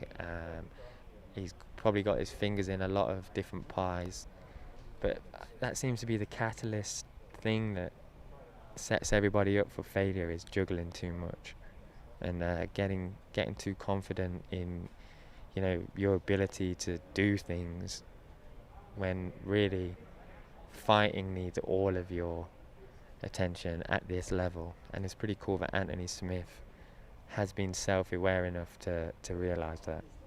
Yeah, I think if you want to be top of the pile, and especially a champion, it needs to that needs to be your sole focus, right? Yeah, 100%. I think if you've got commitments elsewhere, then, you know, obviously your mind's elsewhere. So yeah, for sure, it's good to see him do that, because I think he's got full intention of, you know, getting back on a title run. Definitely. You see, one thing that I've noticed that is very different to Europe from America is everybody in America seems to have a therapist. Like they're just family therapist or something. Yeah, Yeah. it's like a really normal thing to say is, "Oh, I'm going to see my therapist," and that's great. Sounds like it's a good thing, Yeah. but like nobody in England does that, do they? Nah, maybe everyone's a bit uptight in England. Yeah, A or bit. maybe they're more private, Yeah. but Or more nobody realistic, I don't know. nobody in England goes to see a therapist. It's almost got a different meaning in England, doesn't it? But I like America, they've adapted that, and there's a lot of self-aware people that want to take advantage of trying to, you know, Yeah, I better think themselves mentally in all capacities. So fair enough, that's not something you can ever think is strange, but I just find it interesting that there's a slight difference in culture there with Yeah. therapists. I think when someone mentions it in England, it's like everyone assumes that there's something really bad or really wrong. You know what I Yeah. mean? Rather than just go somewhere to open your mind, open your thoughts, and talk to someone. Definitely, yeah.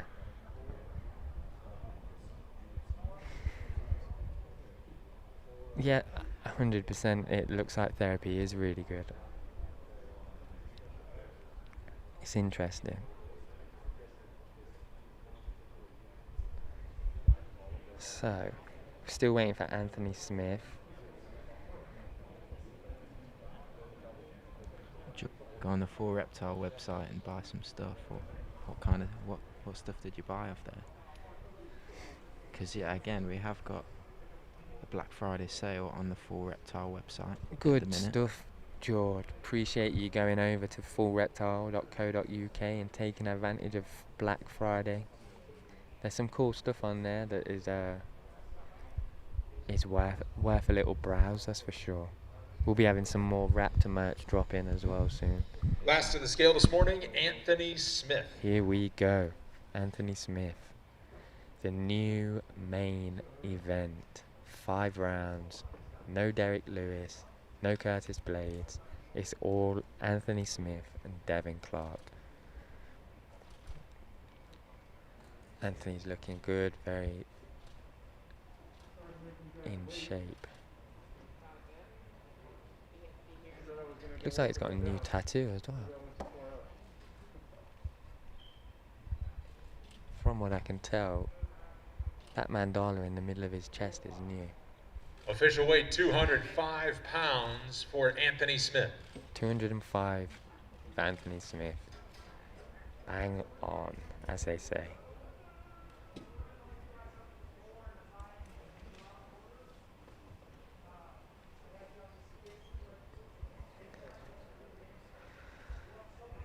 Well, that's very cool. So that's everybody weighed in for UFC Fight Night Smith versus Clark. An interesting change, but one that I don't think will let you down. This card is going to fly through. So if you're watching over in England, you could expect a relatively decent bedtime.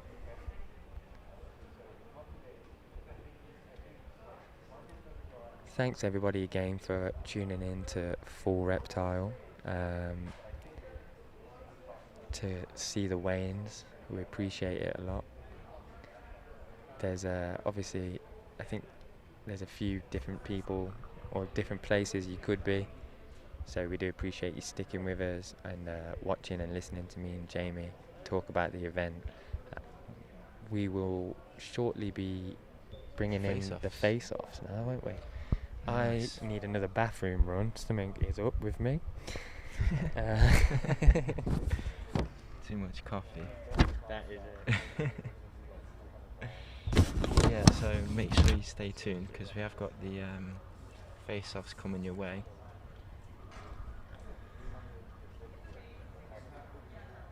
So it's going to be pretty fun. They're just taking down the scales at the minute. But as I said, the new main event is Anthony Smith versus Devin Clark, which is now going to be a 5-round fight. So This is a good opportunity for both fighters to show what they're made of. Especially Anthony Smith. He's coming off 2 losses, you know. We were saying earlier that he's reduced his work elsewhere, podcast and desk work, and he's focused a lot more on fighting again. So it'll be interesting to see what changes he's made and how he's going to approach this fight against Devin Clark.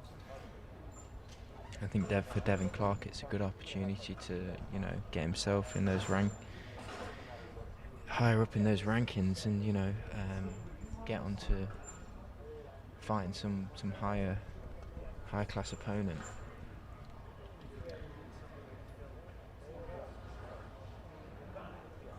But as I said, there's some great fights on this card, and some that I think are really going to stand out.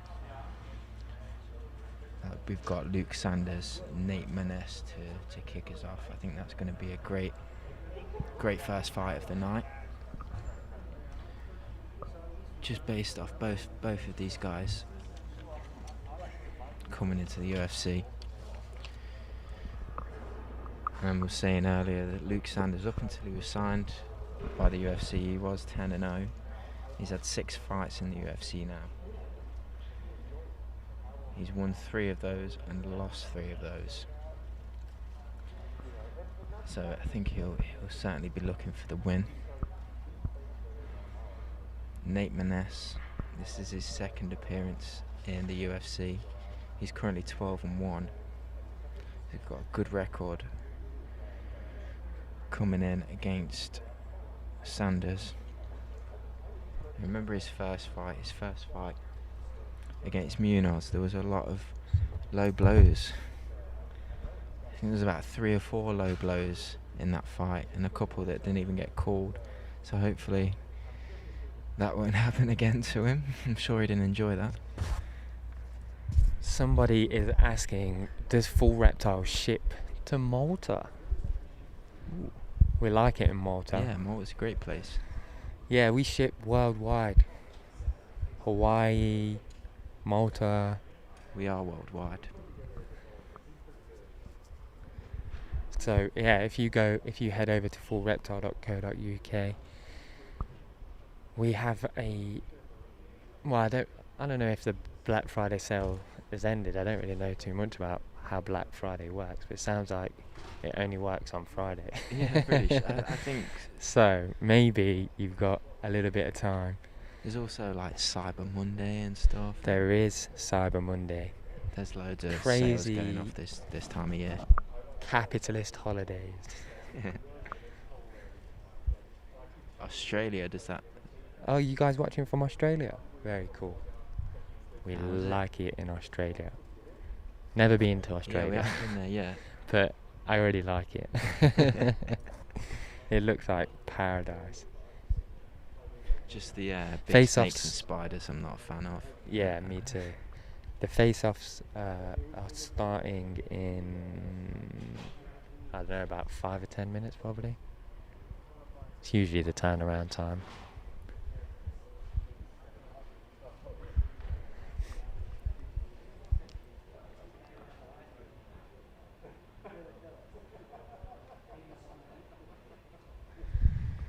So,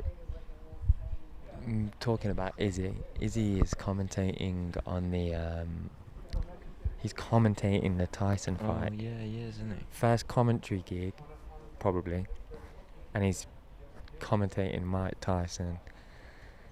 That's pretty wild, ain't it? Yeah. I wonder how he'll do, and what opportunities that might open up for Israel to do some desk work at the UFC, possibly. I think he'll be good at it. I think to be he'll be honest. good at it as well. He's a very talkative Confident. confident individual. I think he'll be good at it. Yeah, I can imagine so too.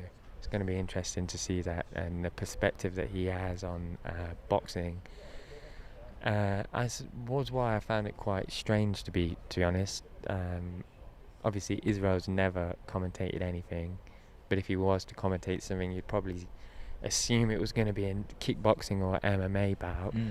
But to go and commentate straight into a boxing bout, it's quite interesting. It should be interesting to hear what technicalities he has to say about the fight from a mixed martial artist perspective. Yeah, 100%.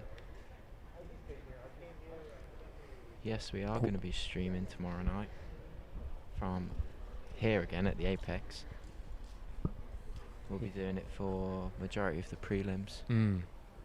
Yeah, until things start getting hectic. Yeah. But again, this card isn't. There's not. There's not massive We're going to amount fly of fights. through the prelims, aren't we? I think it would be a pretty early finish as well, wouldn't it? Yeah. Well, maybe. Although they tend to just. It fill the seems gaps, like don't they? they have moved up. Yeah, they have. They've moved up a few different fights now. So there's 4 fights on the prelims now. So Jonathan Pearce and Kai Kamaka, which was my pick for fight of the night, has been moved now to open the main event. Then you've got Ashley Evans-Smith and Norma Dumont coming out right after them as the second fight on the main event ESPN card. Then the third fight is Spark Carlisle and Bilalego. Then the fourth fight on the main card is never know how you say this dude's name. Parisian? Josh Parisian. Yeah. Josh Parisian in a heavyweight 3-round bout against Parker Porter. Then the co-main is Miguel Beza against Takashi Soto. I'm looking forward to that one. I think that'll be a good fight. That will be a good fight. A few people have been saying in the chat that they can see Sato getting the knockout. So that's something to keep an eye out on. And then we've got the 5-round new main event, Anthony Smith versus Devin Clark at light heavyweight. So we've had 2 prelim fights be pulled into the ESPN main event, and now we're left with 4 prelim fights. Luke Saunders and Nate Maness opening the prelims as the first fight on the Smith versus Clark fight night. Then we have Sumudaerji in a flyweight bout against Malcolm X Gordon. They've actually got the same record as well, both 12-4. Yeah, I noticed that. Yeah. I noticed that when we were doing the podcast, actually.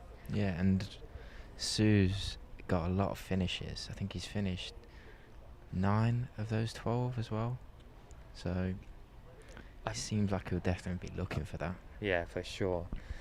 And then we've got as the prelim co-main, if you want to call it that, Gina Mazzani and Rachel Austrovich.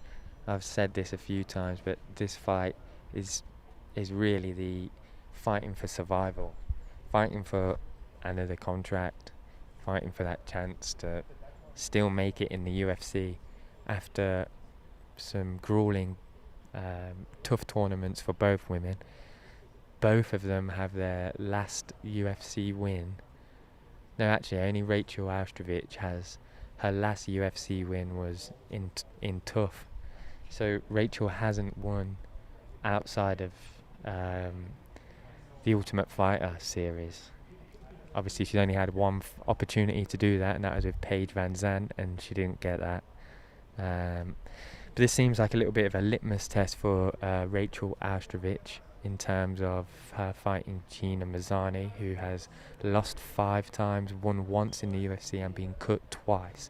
That's something you just don't ever hear of or don't ever see.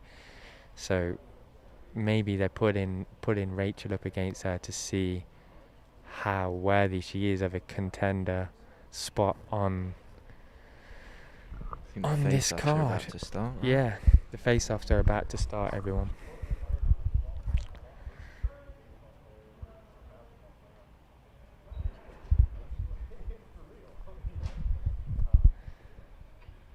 Let me just...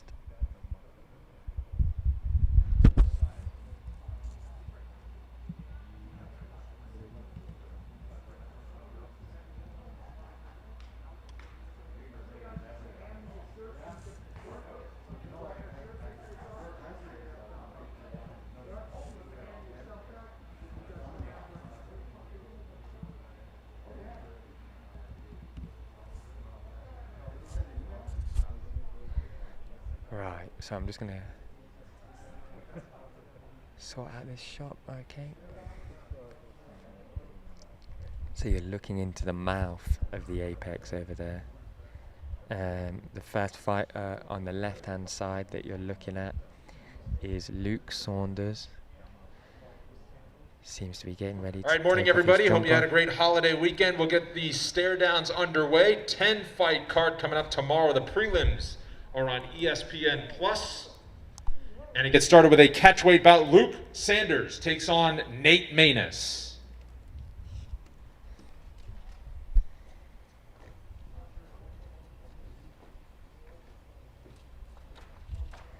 So Luke Sanders against Nate Maness here. Luke Sanders taking on Nate Maness. All right, up next we're in the flyweight division. Sue Mudarji takes on Malcolm Gordon. So Sue Mudarji is fighting Malcolm X Gordon. It's going to be a good flyweight bout. Both of these guys have speed like you don't believe. Sue Mudarji and Malcolm Gordon. Up next, a women's flyweight bout. Gina Mazzani takes on Rachel Ostovich. So Gina Mazzani against Rachel Astrovich. I think this is a fan favourite for many different reasons. One being this is a fight for survival in the UFC. Gina Mazzani and Rachel Ostovich. And our featured prelim is in the bantamweight division. Martin Day takes on Anderson Dos Santos. Martin Day taking Anderson Dos Santos in their featured prelim.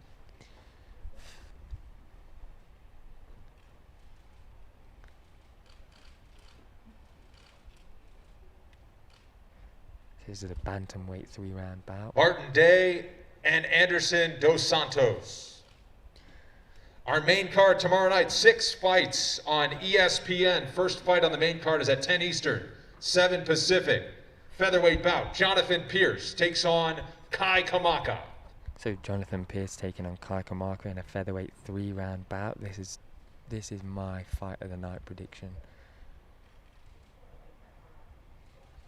Jonathan coming out of the Contender Series and Kai just having one fight in the UFC Jonathan so far, Pierce but and Kai Kamaka.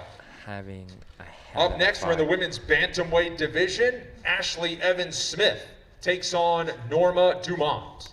So we've got Ashley Evans Smith taking on Norma Dumont in the women's bantamweight bout, 3-round bout. This is Ashley Evans Smith's first pandemic fight. She had one scheduled with Molly McCann, but sadly, due to the pandemic, that was cut. Ashley Evans Smith and Norma Dumont. Up next, a featherweight bout. Spike Carlisle takes on Bill Algeo. So Spike Carlisle takes on Bill Algeo in a featherweight 3-round bout. This has also been predicted to be my fight of the night. Spike is a crazy dude. And I've just clocked he's wearing some mad mask. I'm not sure what that mask is, if any of you guys know. Spike Carlisle and Bill Algeo.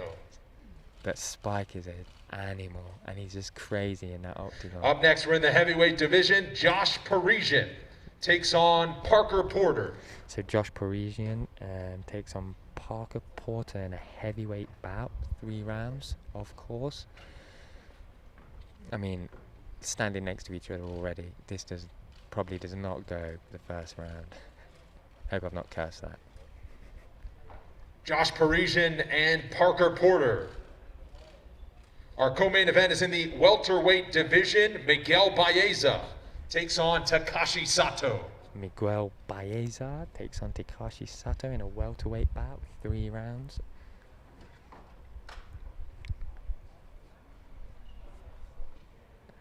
So this is also a contender for fight of the night. I've got 3 possible fight of the nights. Miguel Baeza and Takashi Sato. And our main event, 5 rounds in the light heavyweight division. 6th ranked Anthony Lionheart Smith takes on Devin Brown Bear Clark. Smith is one of those guys that just doesn't say no. He doesn't have it in him.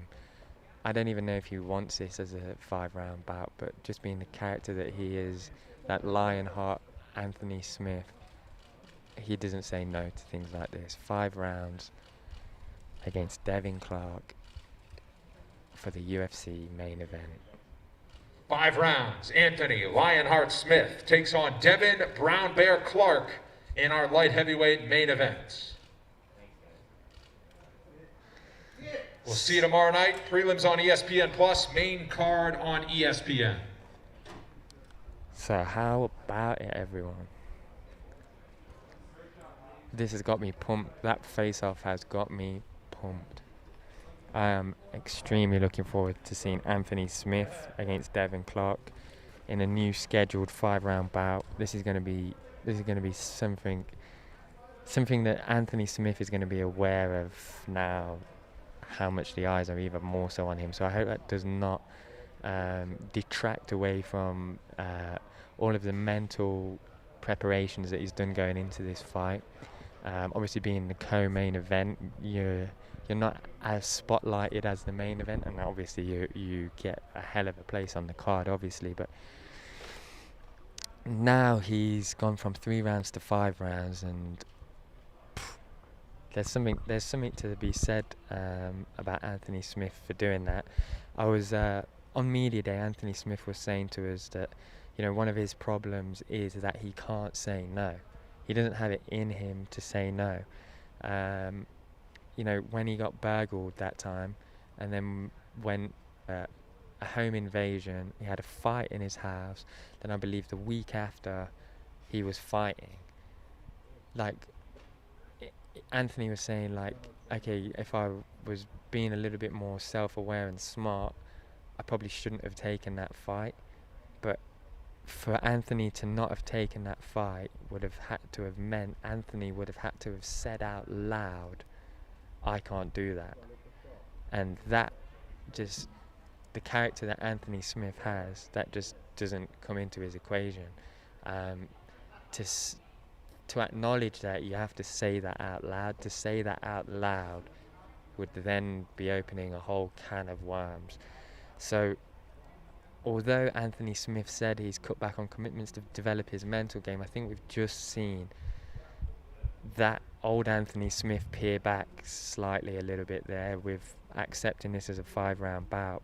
As I'm not saying by any means that he hasn't got 5 rounds in him. I'm sure he's got 10 or 15. But that's not really the point I'm getting at. He's been training for a 3-round fight. Now, last minute, he's been told, okay, this is going to be a 5-round bout. Looking back at how Anthony Smith thinks, for him to deny that would have been for Anthony to have said, I can't do that out loud. You know what I mean? And as soon as you say that, you open a can of worms. So Anthony's been gifted a new proposal. And what's Anthony said? Yes, of course. And that's to take that 5-round bout. Now, in 2 months' time, we could be looking at this, and Anthony gets finished in the 5th round, and then Anthony comes back and is saying, I shouldn't have taken that as a 3-round fight. I mean, as a 5-round fight. So that's quite interesting to think about. But much respect to Anthony Smith for coming in there and doing that, because that shows his lion heart, doesn't it? Really, 5-round. Out of the blue, 2 days away from the fight, no longer 3 rounds, it's now 5-round fight with Devin Clark because Curtis Blades has tested positive for coronavirus. I noticed I think Devin Clark was talking to him a little bit up there during the face-off, trying to get in his head maybe a little bit. It looked quite friendly. I didn't notice any. Well, I didn't, just little chirps. Yeah, little chirps. I'm not sure what. I don't think Devin Clark's that kind of guy. No. But probably just little. Yeah, maybe, yeah. Maybe. But I don't know, like I said, I don't know what he said, but they both seem like proper nice guys. Yeah. And we've covered Devin before in Sweden, in Stockholm, they both when he fought beat on that card. Darko Stosic. Yeah. Anthony Smith was main event against Gustafsson. Yeah, that's right. That card. Was that his last win? That was his last win. So Anthony Smith has good luck when the Raptors are around. So there you go. That's one to check out. Every time we've been at an Anthony Smith fight. He's won. So let's see if we can keep that perfect record. Perfect record, and we'll let him know. We will. We might have us in his corner one day if that's the case. Right. I'm trying to think. Mike Perry. How many Mike Perry fights we've been to? That's a corner that's most likely available for getting in. We've been to one Perry fight. I can't remember who he was fighting. It was on the Vegas card. I think it was on. Oh God, what was it? Colby Usman. Yeah, who did he fight? I cannot remember. I think he lost as well. Yeah. So actually, that's a bad record with the Yeah, Raptors yeah. already. Mike Perry and the Raptors. That doesn't go down very well. But Smith and the Raptors. Well, I'd put a wager on that. I bet there's a few fighters that might have that record with us as well. Yeah. Daniel Cormier's got that record with us. Yeah. Zhang Wei Li. Zhang Wei Li's got that record with us. Izzy's got that record with us.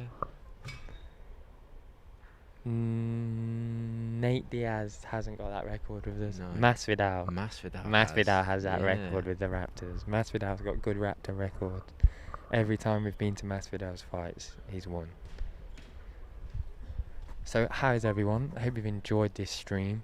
Let us know if there's any improvements we can make for next time we do our live weigh-ins. Yeah. We will be with you tomorrow as well from fight day, doing the same thing we're doing now, but with the fights on and giving our reactions and giving you the breakdown of what's going on, and not to mention the post-fight interviews. They'll be coming live to you. Well, do you know what? We might even end up doing the whole event. We'll see how hectic it gets in here, because it does start to pick up. The pace of the job starts to pick up on fight day around the 4th, 3rd, 2nd and last fight. Mm-hmm. So doing a live stream is always a bit difficult, and there might be a few blank spots of nothing going on. But what we'll do is we'll speak to you guys. We'll assess what you guys want. If you want us to keep going, we'll keep going. That's what it all comes down to, what you guys want to see. So chuck in the comments what you guys want to see. Give this video a thumbs up. Really appreciate everybody being here and doing their bit and supporting Full Reptile. You could be anywhere right now watching anything. You got Mike Tyson to look forward to tomorrow night, and you've got the UFC to look forward to tomorrow night. So there's lots of good stuff for everybody to be tuning into. With regards to the boxing tomorrow night, I'll give you one last show. But here we are. We've got the Mike Tyson and Roy Jones Jr. War Room Breakdown available on Full Reptile. This is definitely worth a watch. It's 20 minutes. We got some really cool footage in there, from old rare Tyson training videos to Roy Jones Jr.'s sharp, dynamic skill set that we see, back in the day, all following up to Mike Tyson and Dan's great breakdown on how both styles of fighters compare against each other. So that's a really good one. It's definitely worth watching. So go over there and check that out if you have not. And then, like I say, tomorrow, if you don't know when the fights are starting, just put your notifications on the Full Reptile YouTube channel. Put them on all, because then as soon as we go live, you'll get that 15-minute acknowledgement that the fights will be starting in 15 minutes. Head over to Full Reptile and give us a join, and let's talk about all these fights. But for the meantime, I don't really know what else there is in here. What everyone else is doing. I'm looking around now, I think. Everyone's uploading. So, what are your final thoughts on this card, Jamie? My final thoughts, well, I'm looking forward to seeing Anthony Smith fight 5 rounds. I'm pretty happy for that card to come up to the main event. Sorry, that fight to come up to the main event. I'm looking forward to the co-main. I think that's my pick for fight of the night, which is Miguel Beza against Takashi Sato. I think there'll be a knockout. If not, it's going to be a scrap. But the rest of the card, yeah, it looks pretty good. After looking into some of the fighters, looking at their records and looking at what's on the line for some of the fighters, I think it's going to be a pretty good card, in my opinion. I think so too. I think this is one of those cards where you take a glance at it and no huge names jump out to you apart from the obvious. Maybe like Rachel Astrovich and Anthony Smith are the two biggest names on here. But in terms of like the best fighters, we've got quite a few of them from the UFC on here. It's just that they're in their contender levels, really. I reckon in a few years' time we'll be looking back at cards like this and being like, oh damn, Spike Carlisle was on here, or oh damn, Malcolm X was on here, or do you know what I mean? Like, I've noticed that a lot as 100%, as I've gone back and watched old cards and things like that. Like even like some of the old McGregor cards and going to see who was on the prelims on there. You've got like people that are headlining events now, so this is a bit of a sleeper card. It is a really, really, really good card though, in my opinion, and there's a lot of good fights to look out for and a lot of possible future contenders that could be challenging for that title in a few years' time. So although the names on here don't jump out straight away, I guarantee that, you know, you'll be seeing a few around. Oh yeah, definitely. There's a lot of there's a couple of first appearances, second appearances, people with really great records like Luke Sanders and Nate Maness. The first fight that's going to kick us off. I'm looking forward to that. I think that's going to be a great fight. Looking forward to see Nate Maness fight. Yeah. So yeah, I think it's going to be good. It is going to be good. So one last time, everyone, thank you ever so much for tuning in to Full Reptile, for making our life a little bit easier and giving us all those likes and comments. Appreciate it all, we really do. Onwards and upwards from here. We'll be at all of the new UFC events happening for the rest of this year. The rest of 2020. You can tune in to Full Reptile to get live weigh-ins, to get all of the live fight day stuff, fight week stuff, vlogs, Sean O'Malley content coming, more fighter content coming with different fighters that we're just speaking to at the moment. So just keep your eyes on Full Reptile. We'll have more war rooms coming, maybe some aftermaths, but the latest war room for you to check out right now, especially considering what's happening tomorrow, is the Mike Tyson, Roy Jones Jr. war room that is out on Full Reptile. So head over there, check it out, give it a like, and if you enjoyed it, feel free to share it. Thank you ever so much again. Thanks guys for tuning in. I've been James. I've been Jamie. Yeah. I've been James my whole life as well. Yeah. Which is pretty cool.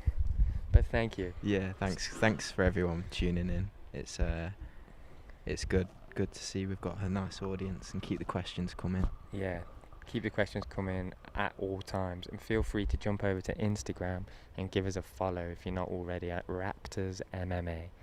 So one last time, Instagram, Raptors MMA. No underscore, no nothing, just Raptors MMA. Thank you once again, guys. Head over to Full Reptile as well, fullreptile.co.uk, because that's where it's all going down if you want that merch.